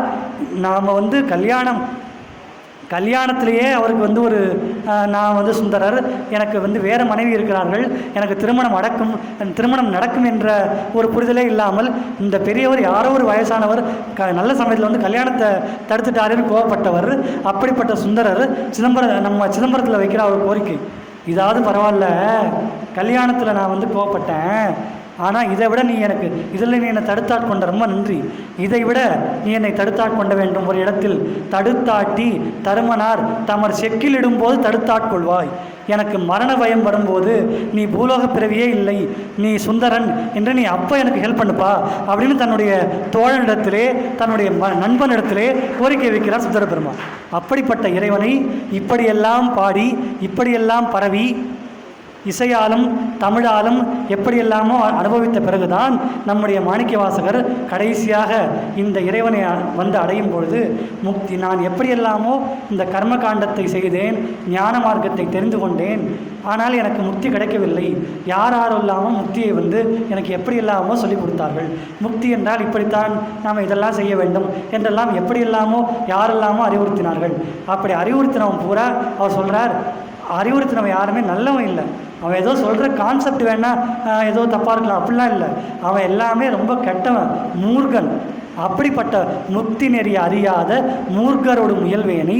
அப்போ இறைவன் தான் எனக்கு கற்றுக் கொடுத்தார், நீ முக்தி அடையணும்னா நீ கர்மகாண்டமும் ஞான மார்க்கமும் இருந்தால் போதாதுப்பா, உனக்கு பக்தி வேண்டும், நீ என்னை பக்தி செய்ய வேண்டும், உலக மக்கள் என்னை பக்தி செய்யுமாறு நீ அருள வேண்டும். அதனால தான் தெல்லேனம் கொட்டாமோ பூவள்ளி கொய்யாமோ சென்றூதாய் கோத்தும்பி பொன்னுமுசல் ஆடாமோ போன்ற பல்வேறு பதிகங்களில் என்னை ஆன்மீகமாகவும் லௌகீகமாகவும் நீ பாடு, உலக மக்களை பக்தி மார்க்கத்துக்கு திருப்பு, இந்த பக்தி தான் முக்திக்கான வழி என்று என்னை அறிவித்து, பக்தி நெறி அறிவித்து, பழவினைகள் பாரும் வண்ணம் சித்தமலம் அறிவித்து, சிவமாக்கி என்னை ஆண்ட அத்தன் எனக்கு அருளியவாறு ஆறு பெறுவார் அச்சோவே என்ற அந்த ஆனந்தத்தில் எல்லையில் போய் முடிக்கிறார்.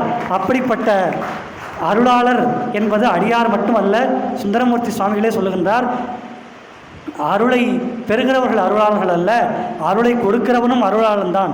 அருளாளா என்று இறைவனை அழைக்கின்றார். இப்படி எல்லோராலும் பாடப்பட்டு பரவப்பட்ட நம்முடைய இறைவனை, அந்த இறை கருணையை நானாகவும் வேறாகவும் உள்ளாகவும் வெளியாகவும் நாம் பரவுவோம், வணங்குவோம், வாழ்த்துவோம் என்று கூறி இவ்வளவு நேரம் என்னுடைய உரையை பொறுத்து கொண்ட உங்கள் அனைவருக்கும் என்னுடைய மனம் மொழி மெய்களாலே என்னுடைய வணக்கத்தை தெரிவித்துக் கொண்டு விடைபெறுகிறேன். நன்றி, வணக்கம்.